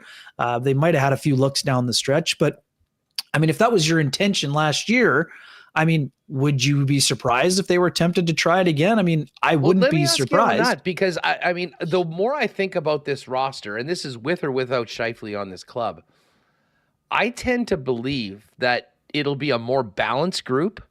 I think the 4th line will be playing more than it has in the past, and that might eat into some minutes for the number 1 line, who's always been blessed with basically go out there as much as you want, as often as you want. And to be honest, especially when we're talking about Connor and Mark Scheifele, I'm not sure whether Rick Bowness wants to have your lines 2, 3, and 4 all being kind of following the plan of being really good, two-way players and playing focused to defense, and then having one line that's just out there and going to try and outscore all of their problems. Could I see it happen? For sure. But I don't know. Rick Bowness quite well. Do you think that would be something that he would do, or might he look to try to say, regardless of who's in the lineup, he's wants to win hockey games right now, and maybe distribute that a little bit more and play them a little bit more evenly, and obviously load up on the power play when you have the man advantage? Yeah, I could see him preferring to have some insulation for all of those players, Huss. But also too, if you're looking at, you can get, it will sound ridiculous, so those guys have been first line players for a long, well, Connor and Scheifele have been for sure, and Ehlers should be. But if you're looking at the home matchups, you can provide insulation by playing those guys in safer minutes against second and third line players who aren't as potent offensively. So we know what the gifts are compared to some of the areas that could use improvement. So do I think it's likely? No, but you have to leave the possibility open, because if he was interested in it last year, I mean, of course he may be interested this year. And I mean, they have had some high octane offensive moments, but I think it's unlikely that they would play together, Huss. But I mean, you have to leave open the possibility just because that's how we looked at it last year, and they didn't really get a long run out of it. I mean, they got almost no run out of it, out of the starting gate anyway. And then in the second half, there was a lot of things happening, and things kind of went a little bit sideways. So I don't know that you can, even if the minutes they were together last year, you have Ehlers trying to play catch up, and you have two other guys, Kyle Connor, his production was down last year. Like Kyle Connor's a different player at 47 goals than he is at 32, Huss, right? So his confidence is different. You're playing, your board battles and board play and all of those things. When you're scoring early, like these guys were confident coming out of Banff last year, Huss. I remember each of the three players were coming out saying, and the conversation was topical because the previous year, Tkachuk, Lindholm, and Gaudreau were one of the best lines in hockey. So, I mean, these guys are coming out of Banff thinking, yeah, we want to be one of the best lines in hockey. Now, they didn't get a long runway to do that. And as you mentioned, I mean, when they were together, that wasn't exactly dominating the opposition when it came to the overall body of work. But I could see them playing together, but I also think it's just as likely. I know some people are, not on board with Nemesnikov playing with Ehlers, but it's just look at Pittsburgh. I mean, if you're looking on paper, you're not thinking Nick Bonino and Phil Kessel are going to be a great combination. But, well, it was a great combination when the Penguins won the Stanley Cup, right? When that was the third, and Hagelin was with them. I mean, Hagelin's never been known. I mean, he's known as a burner, but he wasn't a 30-plus goal scorer. Sometimes the pieces just that fit together. It doesn't mean you put your most three skilled players together. That's not always the best line. And there too, if you have Connor and Scheifele together, I know it hasn't worked great in the past in various forms, but what if you have Niederreiter there where you have a little bit more of a responsible player? And yes, we know that what happened in Carolina, but I mean, that's one game, right? So if you have a guy like Niederreiter that does a lot of the dirty work, well, maybe that line could work also, and that's the thing with Niederreiter. You can play him with anybody, and you're probably going to improve the line to a degree because of the way he gets his nose dirty and gets to the blue paint and can also score off the rush with a good shot. So I think, it sounds ridiculous. It's July 21st. Huss, like, I can't wait for training camp this year. Like, this is the first year in a long time where you're going to get to training camp, and, although you can't wait for the 6 preseason games to be over by the time you're 4 days in, but what are the combinations going to look like? Who is going to be at center? I mean, what's the attitude like? I mean, this is similar. We know what happened a couple of years ago with Laine, right? Came in, great attitude, even though in the summer there was so much uncertainty over whether his future was going to be. Now, with the Jets, is it similar to that year? Of course. I mean, there's a big question mark over what's happening with Mark Scheifele, what's happening with Connor Hellebuck.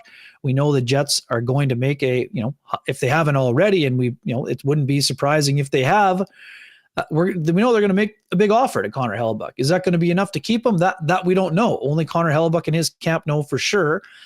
Only Connor Hellebuck and his camp know for sure if they want to wait, if they want to get it sorted out before training camp, during the season, wait or not wait. I mean, but that brings in some other variables in terms of his own future. I mean, where's Morgan Barron going to fit, Huss? I mean, that's a great contract for him. I would expect Kupari is going to be somewhere in that similar range on a 2-year bridge deal. Is it a little more? Is it a little less? I mean, who knows? But it's going to be around that level. And that's the thing, Huss. There's genuine competition, and not just for first line minutes now, right? There's genuine competition for the 2C job. There may even be an open competition for the 1C job, depending on what happens. I mean, you have Laurent Brossoit who wants to push Connor Hellebuck. You have defense. You have 9 or 10 guys who think they're in the mix as of right now. So, I mean, that's, to me, we've almost kind of fast forwarded to the next shoe to drop is going to be on defense. But otherwise, we know there's going to be genuine competition. If you're on the 4th line, you're going to want to be on the 3rd line. If you're on the 3rd line, you want to be on the 2nd line. So it's not as, there's a lot of pencil right now. There's not a lot of permanent marker in terms of who's where on the depth chart. And that's a good problem for Rick Bowness to have. And it also means that they're in a situation where they're going to need some of these internal guys to step up and provide more production, more complementary scoring, and in some forms, more primary scoring. I mean, whether that's Ehlers staying healthy or Perfetti staying healthy. And then never mind, you're going to have guys, I know you've been talking prospects with Murat and some of the other guys. I mean, you're also going to have other guys down with the Moose that feel and believe they are pushing for work sooner than later also. And to me, that's a good thing for the Jets. That means if you get too complacent, you're going to find yourself either with limited minutes or potentially out of work or on the move. Kenny, great stuff, man. Are you playing? Does the tour continue this weekend? How many tee times are made? Yeah, it's been a good week so far. Started off with a fun day at Pine Ridge. Got over to Glendale for the Bomber Alumni Tournament, and just an absolutely, before the Bomber game, spectacular day at Falcon Lake yesterday.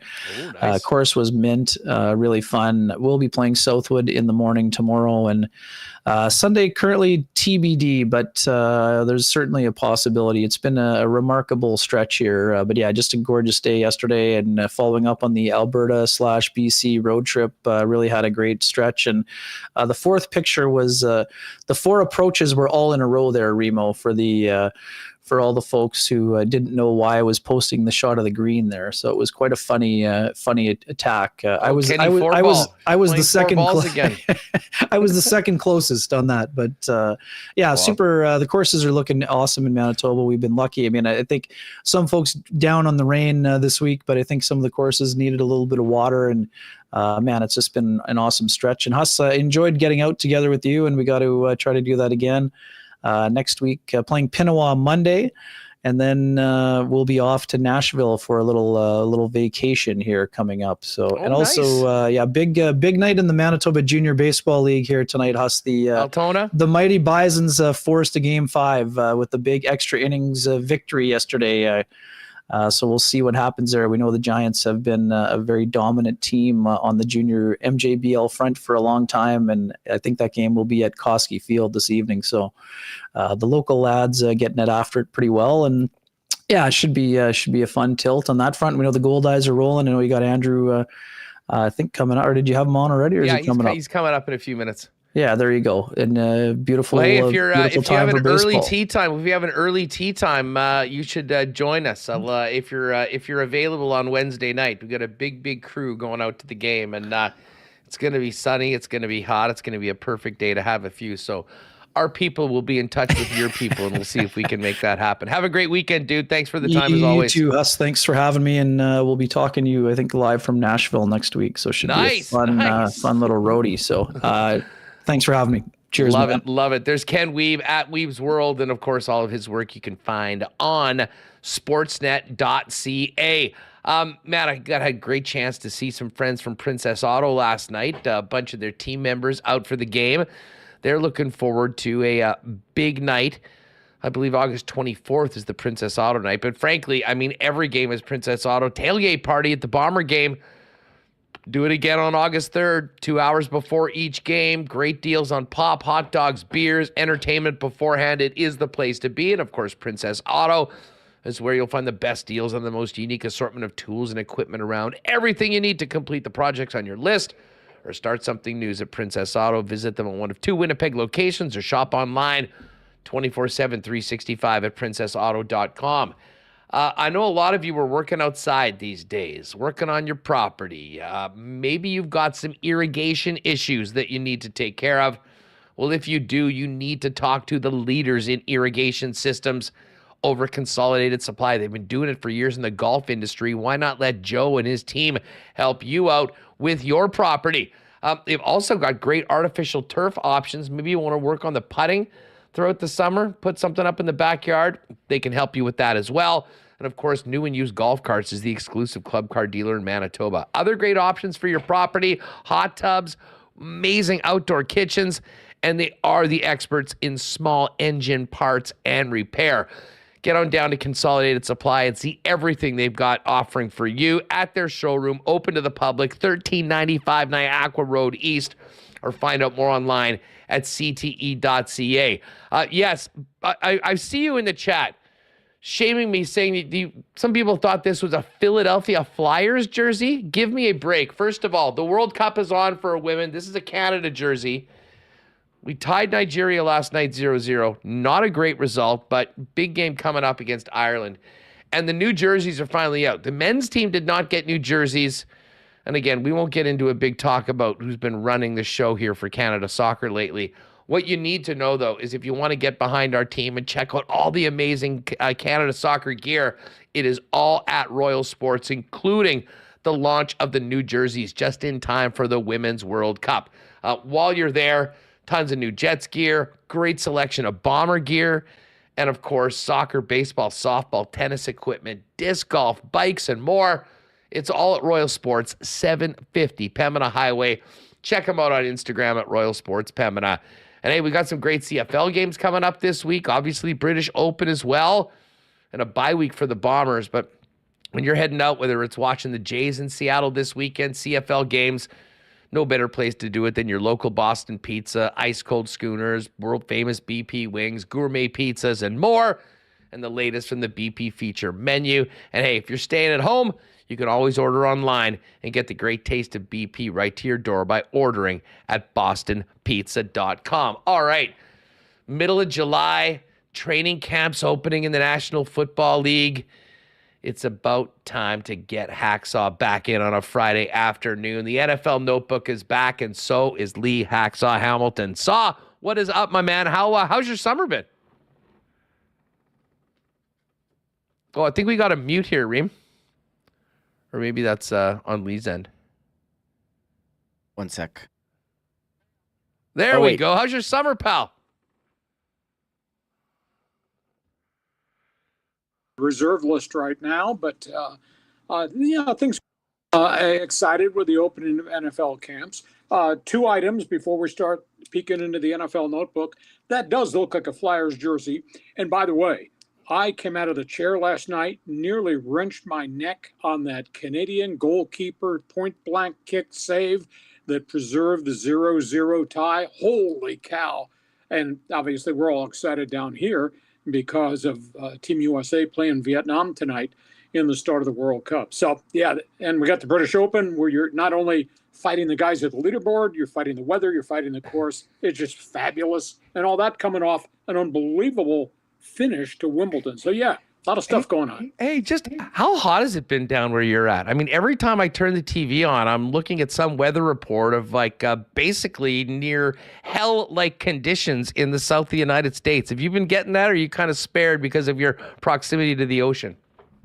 I'm not near the ocean, and I chuckled when you started talking during your ad segment about doing lawn work. Yeah, maybe there, but not here. It is so bleeping hot in Southern California. Now, it's not Phoenix, where I lived for 7 years. I mean, Phoenix got 119 degrees yesterday. It's surely not Las Vegas, where I don't think anybody's ice in the rink would be solid right now. It's really been brutal down here, and obviously it's climate change. Everything is different in our society right now because of global weather, and that includes what's happened to you guys back in the spring and what has continued to flash across the provinces and what happened in Nova Scotia and throughout Quebec with all the fires. It's just a different era we live in. No, it certainly is. Lee, let's get to the NFL, and before we talk about training camps, if you know anyone that has been a fan of the Washington NFL team, whatever they've been called, the Commanders, the football team, chances are they've been waiting for yesterday and a change of ownership, a historic sale and historic discipline on the way out for Dan Snyder. Tell us about it and how it all came together, and how big is this for the franchise and, frankly, the league and the other owners to not have to deal with Dan Snyder anymore? I guess the only word that came to mind last night when the sale was approved, and within a half hour, the NFL issued the 22-page Mary Jo White report with the announcement of the $60 million fine against Daniel Snyder for a whole series of things that transpired in the last calendar year or so as it relates to the league investigation. The only word that crossed my mind was despicable. And this is a terrible thing to say, but this guy's reputation is this side of despicable from the former president in Washington, D.C., Trump. This is unbelievable. And the fact that he did so many things, he broke so many bylaws, he threatened people, it's just beyond belief that anybody would think they could act that way and get away despite whatever richness he has. But the $60 million fine is phenomenal. They've not been able to uncover every facet in the 17-month Mary Jo White investigation. They did confirm that he kept $11 million himself that was supposed to be shared as part of the revenue sharing bylaws with the NFL. The bigger issue is there's $44 million that's missing that they can't account for.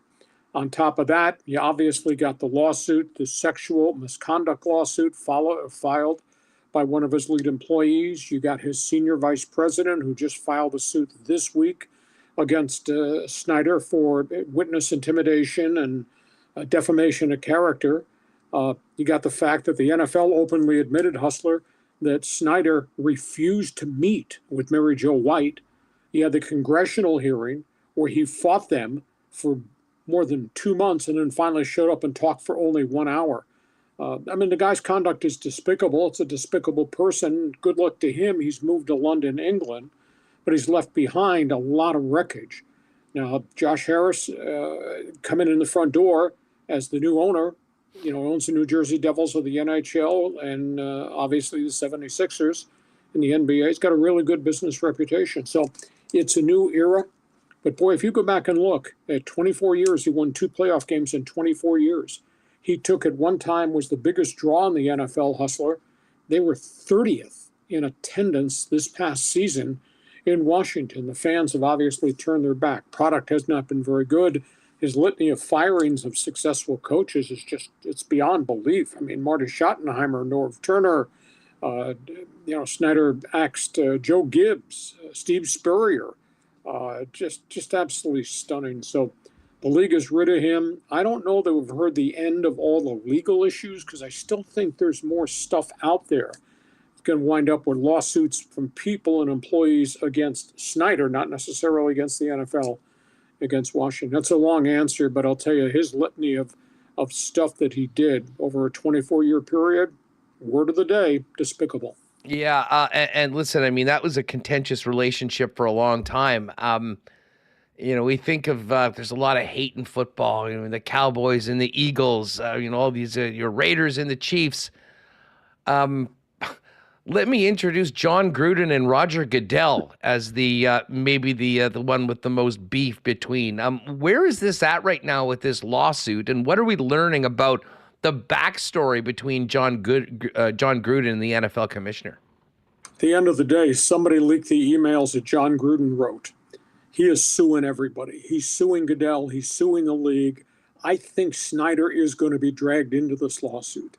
The burning questions to me, and we talk about despicable, Gruden wrote these emails to Bruce Allen, who then the president of the Washington Redskins, Washington Commanders.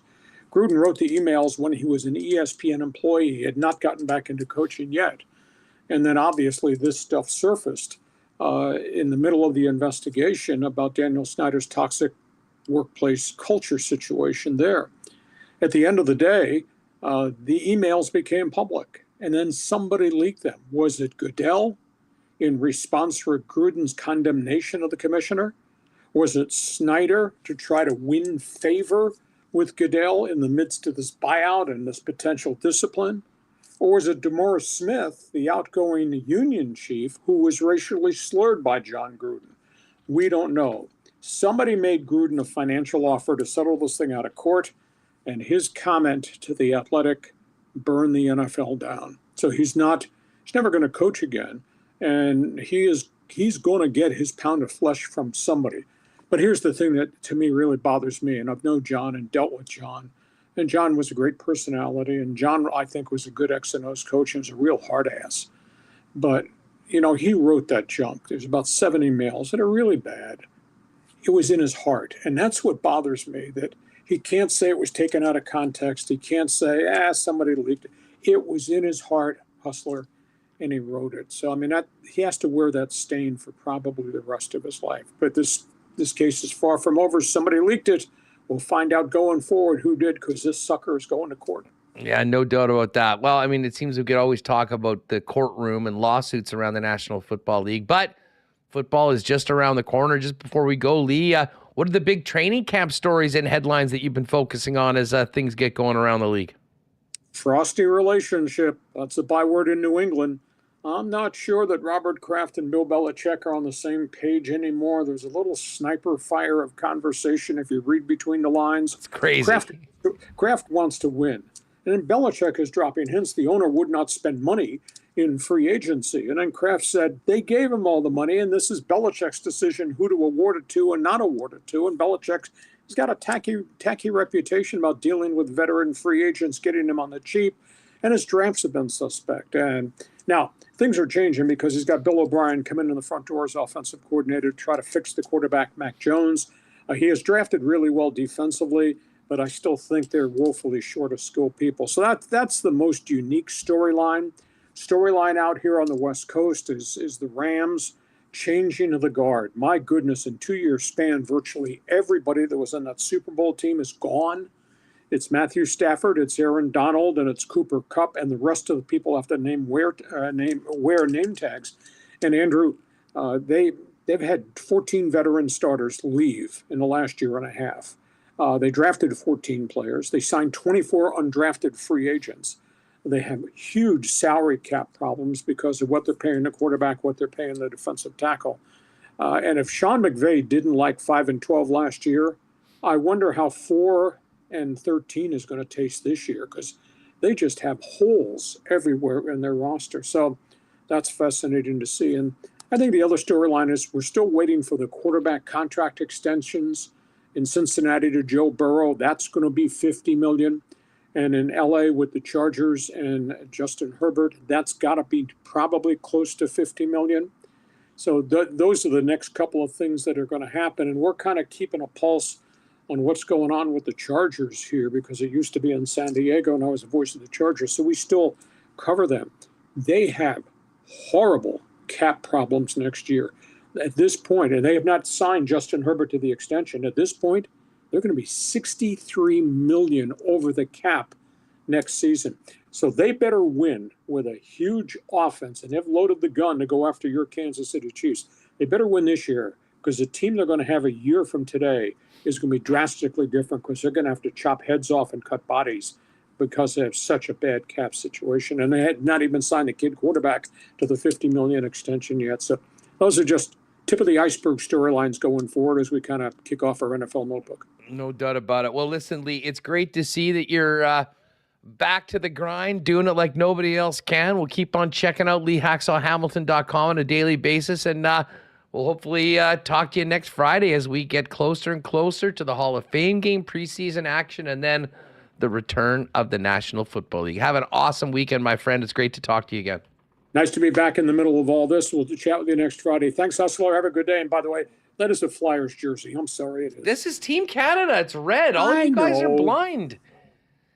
Don't get sucked in.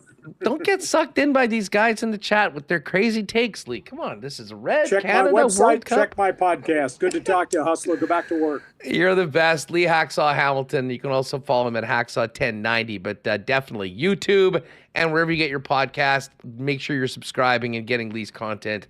Nobody does it better. All right. Speaking of that, just want to fire out a preseason why not question of the day for all of you. And listen, you know where I come in on this, but this is your chance to put it in ink right now. We got a week off for the Bombers. We'll maybe look ahead a little bit more to NFL season next week. Who's your pick for next year's Super Bowl? Hit us up in the chat for our why not question of the day for Not Autocorp over at Waverly and McGillivray. And actually, speaking of Not Autocorp, let's get to our Breezy Bend golf report. And listen, we could talk about the Open. Sort of did already. It's Brian Harman and then everybody else. He went 6 under 65 today, round of the tournament. And he's at 10 under par with a 5-shot lead for Tommy Fleetwood, 6 over Sepp Straka, and 7 over Min Woo Lee, Jason Day, and Sapankar Sharma. Now, but the reason why I bring up Not Autocorp is it, of course, is the Not Autocorp Men's Amateur, one of the biggest tournaments in the year. And round 2 is going on right now. And the defending champion, Braxton Kuntz of Breezy Bend, is at the top of the list, tied with Bailey Bjornsson from Northview. They are both at 6 under par. Bjornsson's 4 under through the front 9 so far today. Todd Fanning, the fan man, the veteran, the wily veteran, just 1 shot back at 5 under, along with Chris Coop.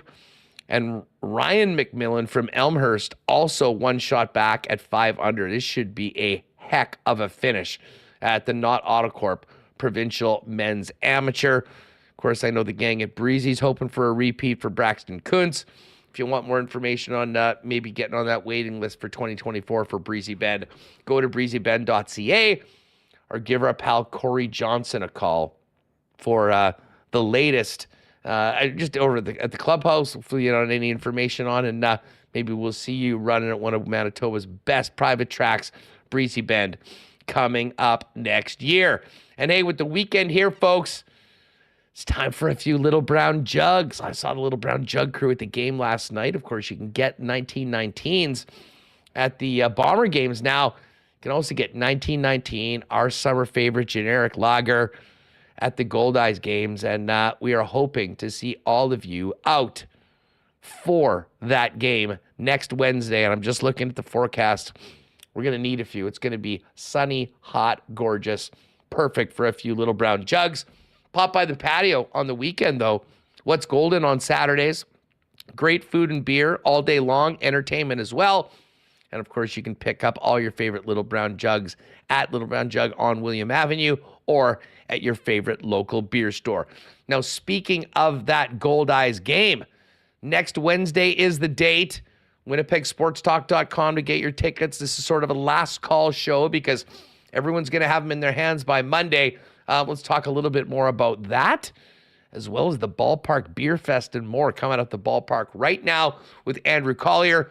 Pay attention to the chat to enter for the marble race, which will be coming up after we head out to the ballpark. And Andrew Collier, what's going on, AC? How are you?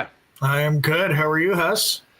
I'm fired up for next Wednesday. I'll tell you that much. Actually, before we get into Beer Fest tomorrow at the ballpark, we should mention, gang, this is your official last call.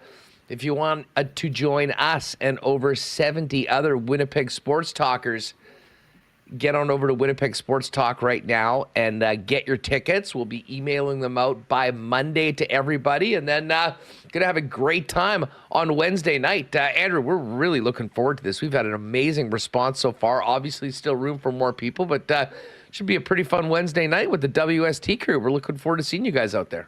Yeah, what a great response. What a great idea. I'm glad you're doing it. I look forward to meeting a lot of your listeners on that night.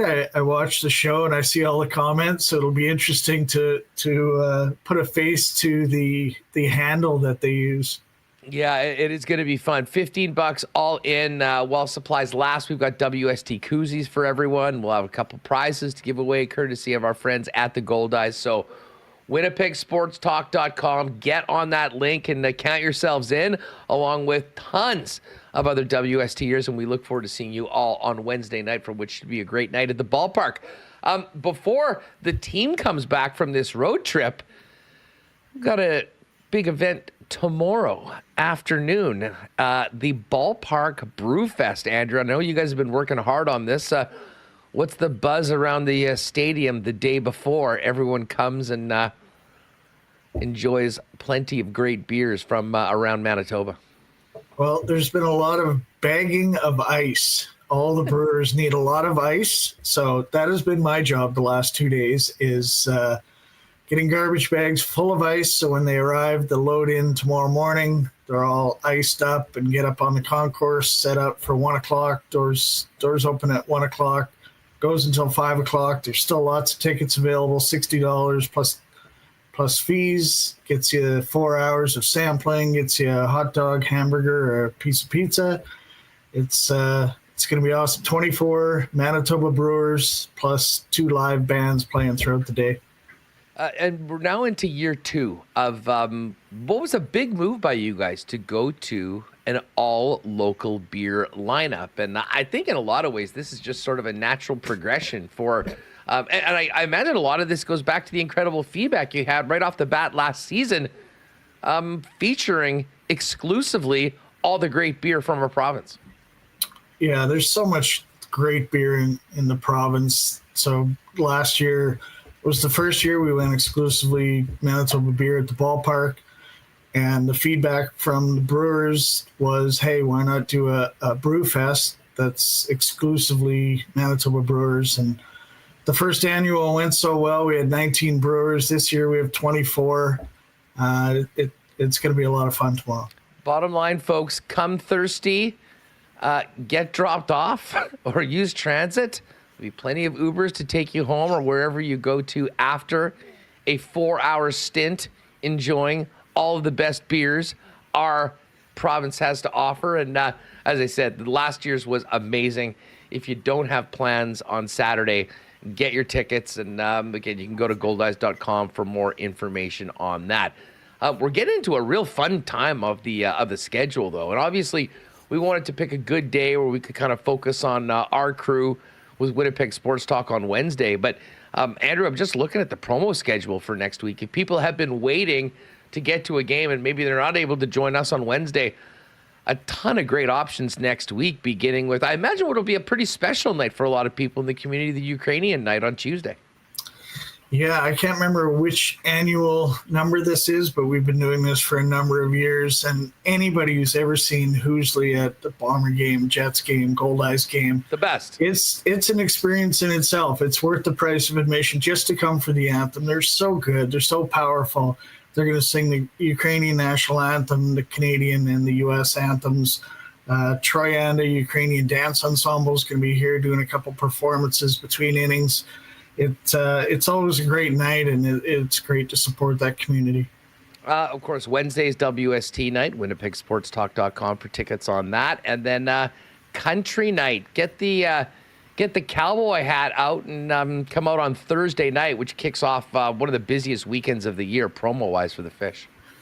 Yeah, country night on the 27th. We have Tom Petrick, local country singer, singing the anthem. That's going to be a lot of fun. Four Seasons Sales is the sponsor that night. We're going to have some RVs out here, so if you want to check that out before the game. And then Friday night, the 28th, Oktoberfest in July, sponsored by our good friends Manitoba Pork. Giving out 1,000 plastic beer mugs to the first 1,000 that come through the gates. German club band playing on the entertainment stage out front. Be some German pavilion dancers between innings. It's going to be a lot of fun. Can you fill your souvenir beer mug at Craft Beer Corner? That's a great question. I don't think so. There's a special waiting to happen for you, Andrew. I won't even charge you for that incredible $1 million idea. Well, put it this way. I have a feeling that people will find their way to Craft Beer Corner either way, whether they're one of the first 1,000. And then, obviously, the Sunday games are great family day games. A jigsaw puzzle giveaway on Library Afternoon for the families. Yeah, it's a really neat product. We got 1,000 of those for Sunday. Great family day. We got the bouncer out front. Our Sunday games have been a lot of fun. Something that we started last year was Save on Foods has a fruit cart, and they hand out apples and bananas to whoever wants one. It's just free. So bring your kids and give them something a little healthy to eat between the Grand Slamwich and the beer bat full of slushy. You got it. So anyways, folks, huge week at the ballpark coming up next week. Again, it's last call for tickets for Winnipeg Sports Talk Night. $15 all in. Go to winnipegsportstalk.com and order those. If you're interested in spending an afternoon with your friends drinking Manitoba's best beer, the Ballpark Beer Fest is tomorrow, Saturday afternoon from 1 till 5. And then a full homestand with tons of great promos beginning on Tuesday. And we hope we'll see you all there on Wednesday. We'll certainly see you there on Wednesday, Andrew. Thanks for doing this. Have a great weekend. I know it's going to be a busy one for you. And we'll catch you next week. For sure. And I'll make sure that Craft Beer Corner is well stocked for Wednesday night and tell them to be prepared.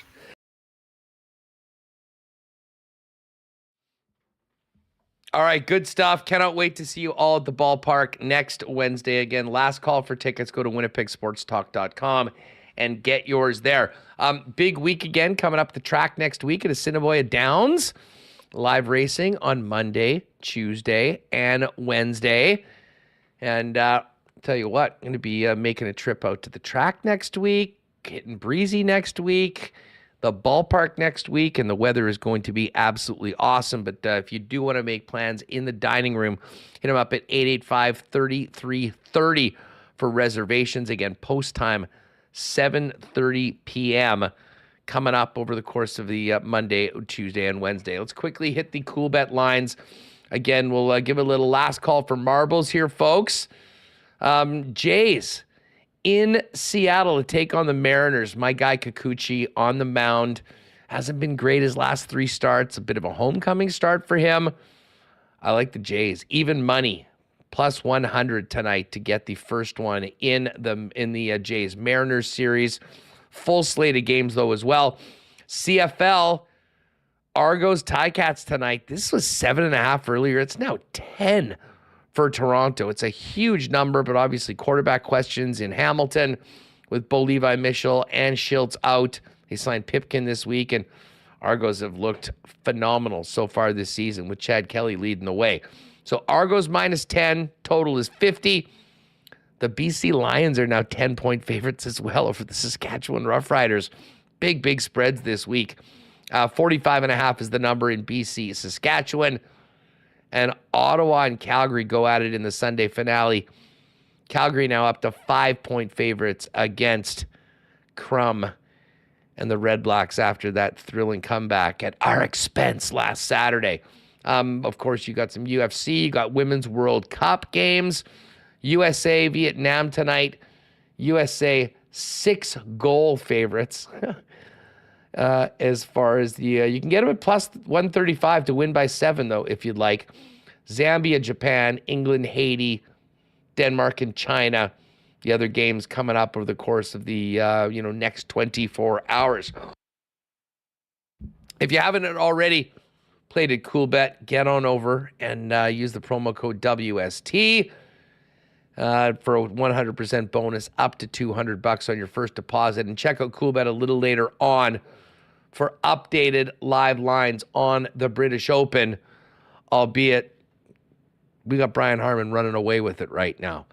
All right, let's get Michael Remis in here. And Remo, we do have a couple things to do, but why don't we solidify what we're doing for marbles, and then we'll let people see the behind-the-scenes mayhem of the yard dog last night, and then finish it off with the race.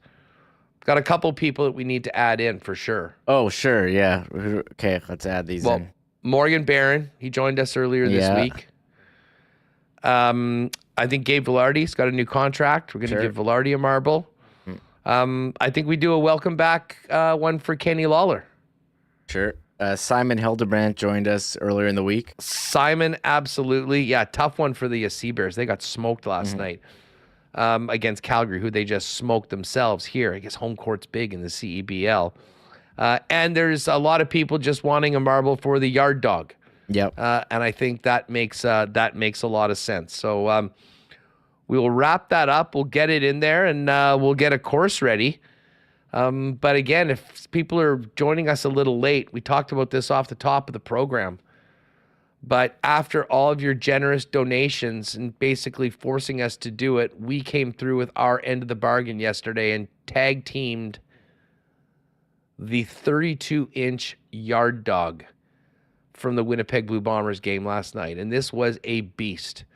Fries on both ends of the box, a 32-inch dog, a massive bun covered in pierogies, bacon, green onions, and sour cream. And as you will see probably in the video, Michael Remis, like any good hot dog connoisseur, knew that it needed a little mustard, and he got that on it as well. But Remo, what do we have here? Just a little bit of a highlight video of everything that went into the Yard Dog Challenge?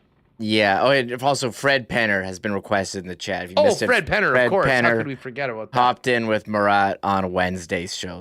So go back if you missed it. Yeah, so the video was us eating it It was pretty lengthy, and you don't want to watch that. So I cut out all the best part. I got it down to 2 minutes. I'm pretty happy with this 2 minutes. Not a ton of gross eating, mostly just talking and commenting on the dog. I think it's watchable. So we can talk about. Here, do you want to? Should we start off with the video of them bringing out the dog? Here, check. Yeah, if that's not part of it, for no, sure. it's not part of it. So here's. We ordered it. We were waiting. And I will say this, the girl that I ordered it from, so I basically said, hey, yeah, we'll get the yard dog. And then she kind of looked up and like smiled. And then she just said, I guess that's it. We did get 2 waters with it. But here it is being delivered. Out, it has to go out the side door. It's that big. Yeah, went out the side door. And here's Remis picking it up, ready to go. With an interesting look, by the way, the white shades above his eyes, but still under the hat, which is a look that only Remis can pull off. But anyways, there it is, the yard dog in all its glory being delivered to us. And you can just see how many pierogies are on this thing, too. That was what I was not really prepared for, is just how heavy those things were going to be. Ticono Pauly, got to go to big screen for this. Yes, yeah, yes, indeed. Walter, the yard dog is $45. Taxes in, fries, this 32-inch monster of a dog that, as you will see, was quite a challenge for myself and Michael Remis. And again, a special thanks to James and Angela from Canadian Club for their great hospitality, because we had the loge table, which was perfect for doing this. And they were incredibly patient as we sort of took up the table while we tried to complete this challenge heading into the game. We got there. We didn't do a pre-scout. We didn't know which concession stand had it, so we kind of walked around for a bit. And by the time we sat down, it was pretty close to game time, so you can hear the player intros. I guess if we had known which place, we could have ordered it more quickly. And yeah, I think by a certain point, I felt bad we were taking up the table because other people needed to sit there. So we kind of had to hurry it up. They were great. And I will say this, it pairs wonderfully with a CC and ginger ale, and then washed down with a Jim Beam and lemonade, 2 of the wonderful cocktails that we had last night in the loge with our friends from Canadian Club and Beam Suntory. But before we get to the marble race to finish off the week, here it is, Winnipeg Sports Talk versus the Yard Dog from last night's Blue Bomber game. As promised, the WST investigative report of the Yard Dog is here. This is it right here. 32-inch hot dog, loaded with pierogies, bacon, green onions, sour cream. I had heartburn before I even ate it. As I said, I think the biggest challenge on these is going to be all these little pierogies. Oh my god, this thing is massive. There it is. There we are. This is a really bad idea. This is going to be... Oh my god, this thing is heavy. This weighs like freaking 10 pounds. The bun is a lot. And the bun to dog ratio, if you can see that right there, it's coming out the side. Very thick bun. You can barely lift the thing. See the first bite. We'll do a review right off the hop. Really good. Really good dog. Wow. Now we're ready to go. Hard to believe. This is so silly. This was the worst idea. All right, we just got to keep on plugging through this. I think I'm about half done. The bun is so big and heavy. It is. To me, that's the toughest part of this.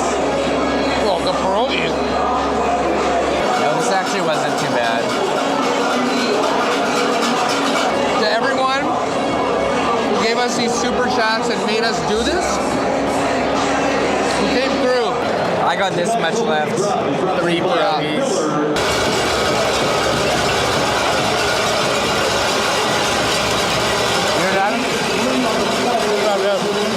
Such a bad idea. We pretty much ate the whole thing. There still are a few pierogies. We did it all. I will say, as far as a novel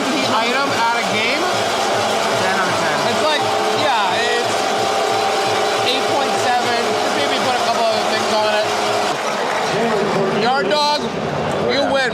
We're done. It's pretty much it, though. We're done. I'm done. Oh my God, I am full just watching that again, Reem. But again, it's good. I think honestly, I know you gave 10 out of 10. I will give. I'm Rashid Bailey, 8.8. And I think you're. And by the way, just one funny thing: if you go to you get a normal hot dog, you bring it up at the stadium and you just put the thing on. Remis went to get some mustard. Obviously, didn't bring the entire thing, so he came back to the loge with a handful of napkins and just basically a big pool of mustard inside the top napkin, and then dress the dog with it afterwards. Sometimes you just got to do what you got to do. You got to find a way. We cut it with 2 forks. We used napkins to transport the mustard, but we got it done at the end. Thanks for all the super chats that basically forced us to do it. It was a lot of fun. Highly recommended if you want to go for that.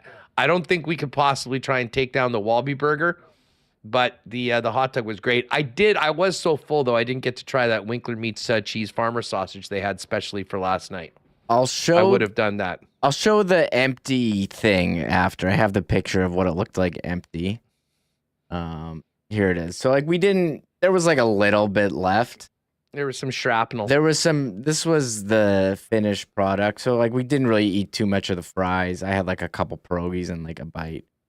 Some of that, how long did it take? I think we took 10, 15 minutes. It wasn't very long. I think it was more than that. It was more like 20, I think. I don't know, the video. I'm a notoriously slow eater. Any of my friends will tell you that. So there was some editing. A lot of people asking if we paid in cash. They don't accept cash at the stadium. There. They don't accept cash there, so we did not pay in cash.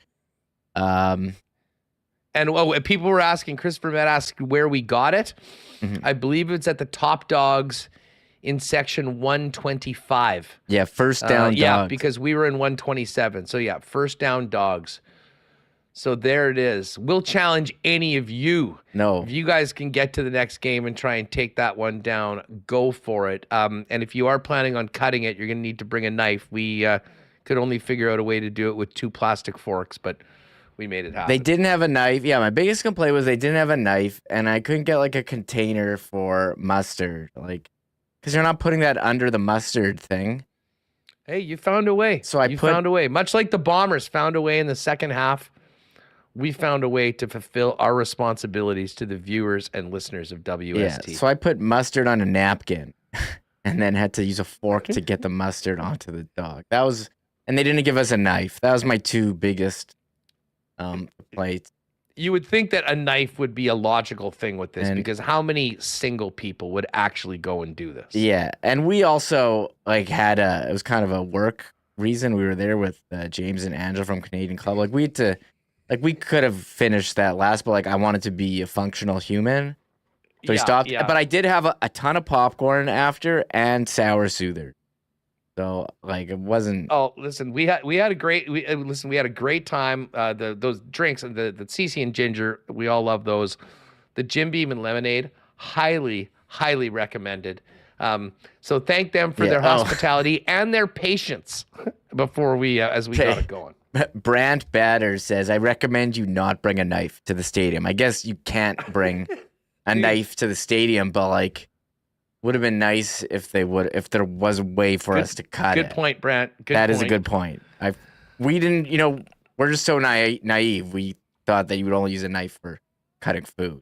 Oh my God, I see this already. T. Will, MC Stormy, Wallaby Burger Fund going forward. Well, I mean, if we did it, we'd have to invite a bunch of friends. I'm not doing a 2-person. I would try a bite of it, but we're done. Well, hey, listen, as we mentioned, I don't know whether we had said this on the air or off the air with Andrew, but listen, if somebody wants to be a hero, that Goldeyes Grand Slamwich is next level. $60. What is it? It's got 4 burgers, 4 hot dogs, bacon, pierogies, cheese sauce, cheese, fry. I can't even remember what it is, but that might be. You want to show off? eat one of those at the ballpark on Wednesday night when we're all out there. I'll be focusing on my favorite generic lager and maybe a barbecue bowl, or I would say I always get pierogies. I probably don't need pierogies after how many I had last night, but I guess we'll see. Anyways, we're well past 3. Let's finish off this week in style as we always do. Thank you very much. Oh, I see some more super chats are coming in. Yeah, like we're not. This is. Well, I might be able to figure out a way that we can. Maybe we'll get. Ken was all jealous that he wasn't a part of it. Maybe we get Wiebe in on the next time. Anyways, we'll plan on it. So I went. Seegers, thanks for the membership as well. I went to get the mustard, and I saw Ken and his wife there, and like I didn't really want to have a stop and chat because like this thing was getting cold, and we were recording the video, so I wasn't. That's right. The video was going on at that time, and you're kind of like, "Where is he?" And he had his Remis had his game face on, which you needed to do to take on the yard dog. So there it is. We might have a longer video maybe in our member section that will have all the gory details. But thanks for the super chats. We will have another food challenge for sure. No, we're not having any challenge. That was the first and last. No, listen. You can opt out. You can not be a part of it. But listen. Think of all the likes. That's the one thing that motivates you. And I know that you'll reconsider once you look at all of that. So, anyways, let's get Tristan Rivers ready to go. And let's have a marble race to finish off the week here on Winnipeg Sports Talk Daily. Remis, fire up TRM, and let's get going. It's Friday, another week of work's gone by. You deserve to treat yourself, maybe an ice cream cake or a bottle of rye. For the whole day in, so lavish you can't deny. Why use effort even for pleasure? Give my love a try. It's time to do a marble race. No one's gonna separate invents two words. Marble race. Just like marbles with the punctuation first. Marble race. Don't spare you will suffer unexpected. Marble race. Get to your mark before it's too late. Set go! All righty. Let's do this, folks. Thanks again to all the super chats and everyone that's with us. Of course, we've got the very prestigious WST hoodie for our winner today. Shout out to Zach, who won last week. Going to hook up with Zach in the next couple days, and we'll make it happen. And we've got another one out today. Big thanks to our friends at Shipman Associates for helping us out with the awesome hoodies. Remis, we have added special guests this week, and we had a few of them. Seabear Stud and the U of M Bison, and U Sports Rookie of the Year, Simon Hildebrandt. Morgan Barron, who joined us on Tuesday. The new contract for Gabriel Balharry means you get a marble. Who else did we put in? The yard dog, Kenny Lawler. Yeah, Kenny Lawler, welcome back, Fred marble. Penner. And one for the yard dog, and of course, the legendary special guest appearance of Fred Penner. If you missed that this week, get back to Wednesday's show. Towards the end of Marat's visit, he brought in the heaviest hitter in the children's music game, Fred Penner, for a great conversation with us. That was certainly a highlight of the week. All right, Reem, what are we doing for a what are we doing for a track today? Yeah, let me get these in. We got how many entries? I do want to add, so it was white. You had to wear white. They were encouraging everyone to wear white at the Bomber game because the Bombers were wearing it. So we put out the picture. Some guy tweets at me, "What? Remo's not wearing white?" I'm like, "Dude, we're eating the yard dog. Like, I'm not gonna wear a white shirt while eating this. Come on." It's not. And the guy's like, "What?" He's like, "You get poo stains out of your kids' clothes all the time. You're afraid of little stains?" Like, man, I know it's not afraid of stains. I just don't want to walk around with a stained white T-shirt. With half a yard dog on it, and let's face it, we were quite worried. Man. We were quite worried about how much was going to actually end up on us. Yeah, yes, like, MC Stormy, exactly. Bad color for eating a yard dog. Hey, can we still put in Hacksaw for a marble if we haven't already? Sure. Yes, Hacksaw. He's had a rough go, man. Hacksaw with the temperature and everything out there. He just had eye surgery as well. He had to cancel last week. So I'll add in we're giving Hacksaw one. He at least looked and sounded great today, but it was great to have him back on. I will say, if you do have a white shirt and you did get a yard dog on it, I would recommend OxyClean. It does actually work. I got the Costco package of OxyClean at home. Remis has been pimping OxyClean from back in the warm-up days. That is the one. That is the most. Should get an OxyClean sponsorship somehow. If anyone knows the OxyClean people, tell them to hook us up because Remis has been stumping for them. Okay. 4 years. I was playing shinny outdoors once and I got a puck in the mouth that like squirted out of a corner and into my face, and my white Team Canada 2002 Joe Sakic jersey had blood all over it, but instantly put it in OxyClean and made it even whiter than it was before. I got all the coffee stains out of it that were on there. Livened up my Ichiro jersey that had chocolate stains. A huge proponent of OxyClean. There it is. Derek Schmidt loves the OxyClean. T-Clone Pauly's down with OxyClean. He says, T-Clone, I know an Oxy hookup. No, it's not what we're talking about. This OxyClean, you can get it at stores. It's a great household product. Not the one you're talking about. Oh, my God. Okay, we need to get to this marble race. Things are falling off the rails quickly, and it's already 3:15. Quarter after. We got time. There's people that want to listen to this podcast. That's true. WST Bibs. Well, I did Marble Factory. What do you think of the fact? I feel like we haven't done the factory for a while. Yeah, factory sounds good. Factory sounds good. All right, here we go. What's our total? 212? 212. 212. All right, everybody. Good luck. Thanks for being with us for another fun week. Again, last call for the ball game Wednesday. Go to winnipegsportstalk.com. If you haven't already, get your tickets and join us. We'll be sending them all out by Monday. You might even get them on the weekend. Anyways, another great week. It's time to do it. Let's go. Drop the marbles on WST.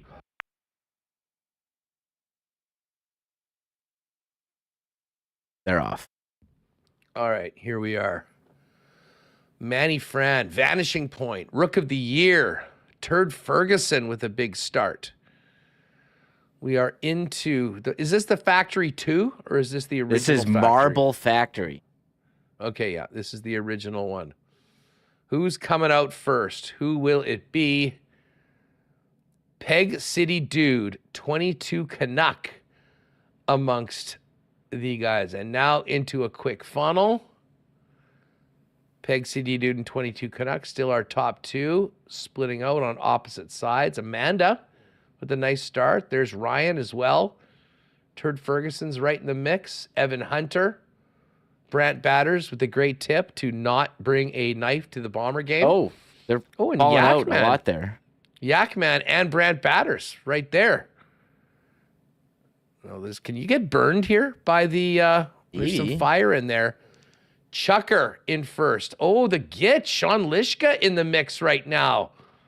Royal Sports. Oh, Brant Batters looking very good. This is a wild one, actually. I do love the Factory.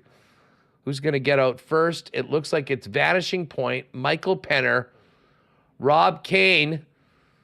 The Kane's down at the Garrick right now, serving up beers and trying to win a marble race at the same time. I love the dedication to the show. Vanishing Point, Michael Penner, Rob Kane, takedown legend. Oh, and Kenny Lawler's in the mix as well. Wouldn't that be something if Kenny got the win? Here we are. We're rolling out up to the superheating area with our top five all very, very close. It is literally anybody's race right now. Oh, and Rob Kane with the nice transition. But it's Kenny Lawler. Oh, Kenny Lawler over the top rope. No. Krug's also out. Isha Boy Bruce and Travis right now going through crash testing. And Isha Boy has managed to do it. Ross Ransby just got thrown over the top rope. And will it be Isha Boy Bruce with the win? Bruce, another all-timer. And I don't believe Bruce has ever won. I think he's been in just about every one ever. But I don't believe, Bruce, you can confirm. Give me my DNF already. No, wait, what exactly? So there you go. Bruce, Curtis Perkins, Travis, the Gitch, Dave the Fantasy, Morgan Barron with a very nice one. And then FP and DC, Shane Badger, Zach C. Zach, how about that? Wins last week. And then another top 10 finish. And Rob Kane. Look at this. Bruce is out of his mind. Are you freaking kidding me? I got to say, I'm happy that It's Your Boy Bruce made it happen. He's been so close many times. And actually, more often than not close at all. But got it done. And that, you know what? Factory. Great choice on the track today, Remis. That was a great one. Tough one for Kenny Lawler, though. I thought he had it. Yeah, Kenny Lawler was on his way, to the 20, to the 30, to the 10, and all of a sudden tackled out of bounds. Didn't quite make it in. I thought we were going to have to go to practice and present him with a hoodie. Not quite. And It's Your Boy Bruce, he's going to be at the Goldeyes night. He already has tickets. So you will be bringing the hoodie there. He says, writes in chat, I am so fired up. In all capitals. Yes, all incredible, caps, baby. How about Morgan Barron finishing 6th? I'm trying to think who else was in there. It was nice. I mean, the guys right off the bat. Oh, Bravo Brian, Mike Wynn with nice runs, and Rob Kane, of course. Rob, you can get back to the bar. There's probably a few people waiting for you right now after you tuned out during the race. Kenny Lawler, the Yard Dog, came in 25th. SK, I see Winnipeg Walter. Oh, there's Hacksaw 38. Nicely done, Hacksaw. Sam Scarf Closet. I think that's a reference to Sam Cosentino, who hops on K&R in a scarf. Scarf Closet, yes. It's Fred Penner, 55th. Nice one for Fred. Great to have him on the show this week. We'll continue down. How many were knocked out? That's a good question. So there were 212 that were entered. And let's see how many. Man. Keep going down. We're at 140. So 141 finished. So there were a decent number of eliminations. There sure was. And obviously Over Kenny 60, Lawler had the most heartbreaking one. But what was heartbreak for Kenny Lawler was the thrill of victory for It's Your Boy Bruce. What a moment. What a moment in WST history. Gabe Balharry got thrown over the top rope, I see. A number of people did. All right, well, listen, gang. Mm-hmm. A great week. Finished off with a great marble race. Oh, Gregory got thrown over the top so rope, did Simon. as did Simon Hildebrand. Yeah. And, of course, Kenny with the most noteworthy one of them all. Going on my bios and socials. Yes, immediately. Marble race champion of Winnipeg Sports Talk. So, hey, Bruce, congratulations. Folks, great week. Thanks again for everyone's support of the Yard Dog Challenge and everyone that stepped up today trying to start a new one. Hopefully we'll see you on Wednesday at the ballpark. It's going to be a really, really fun night. Still have some time to get tickets. We'll send them out later on the weekend or on Monday. And otherwise, have a great weekend. I want to give a special shout out. My niece and her team representing Manitoba at the Flag Football Nationals at IG Field this weekend. They got a game this afternoon. I think I'm going to head out there. So good luck to the girls and everybody participating in the tournament. Super Spikes on the weekend for all you Super Spikers. Have a good time. By the way, check out our friends at Canadian Club have bought a bike. It's like an exercise bike that apparently blends a margarita for you. It has never been used before. It's debuting at Super Spike. So if you're out there, track that thing down. I'm looking forward to report. I might pop out there for a little bit on Saturday to see what's going on. Anyways, fun night last night. The Bomber game. Now it's time to get into the weekend. Shout out to Remis. Great job as always this week, and all of you for making us a part of your day. Have a good one, and we'll see you Monday, 1 p.m. right here on WST. Oh my God! Oh! Shut it down! Let's go home! Thanks for tuning in to Winnipeg Sports Talk Daily. Make sure to subscribe on YouTube and your favorite podcast feed at winnipegsportstalk.com.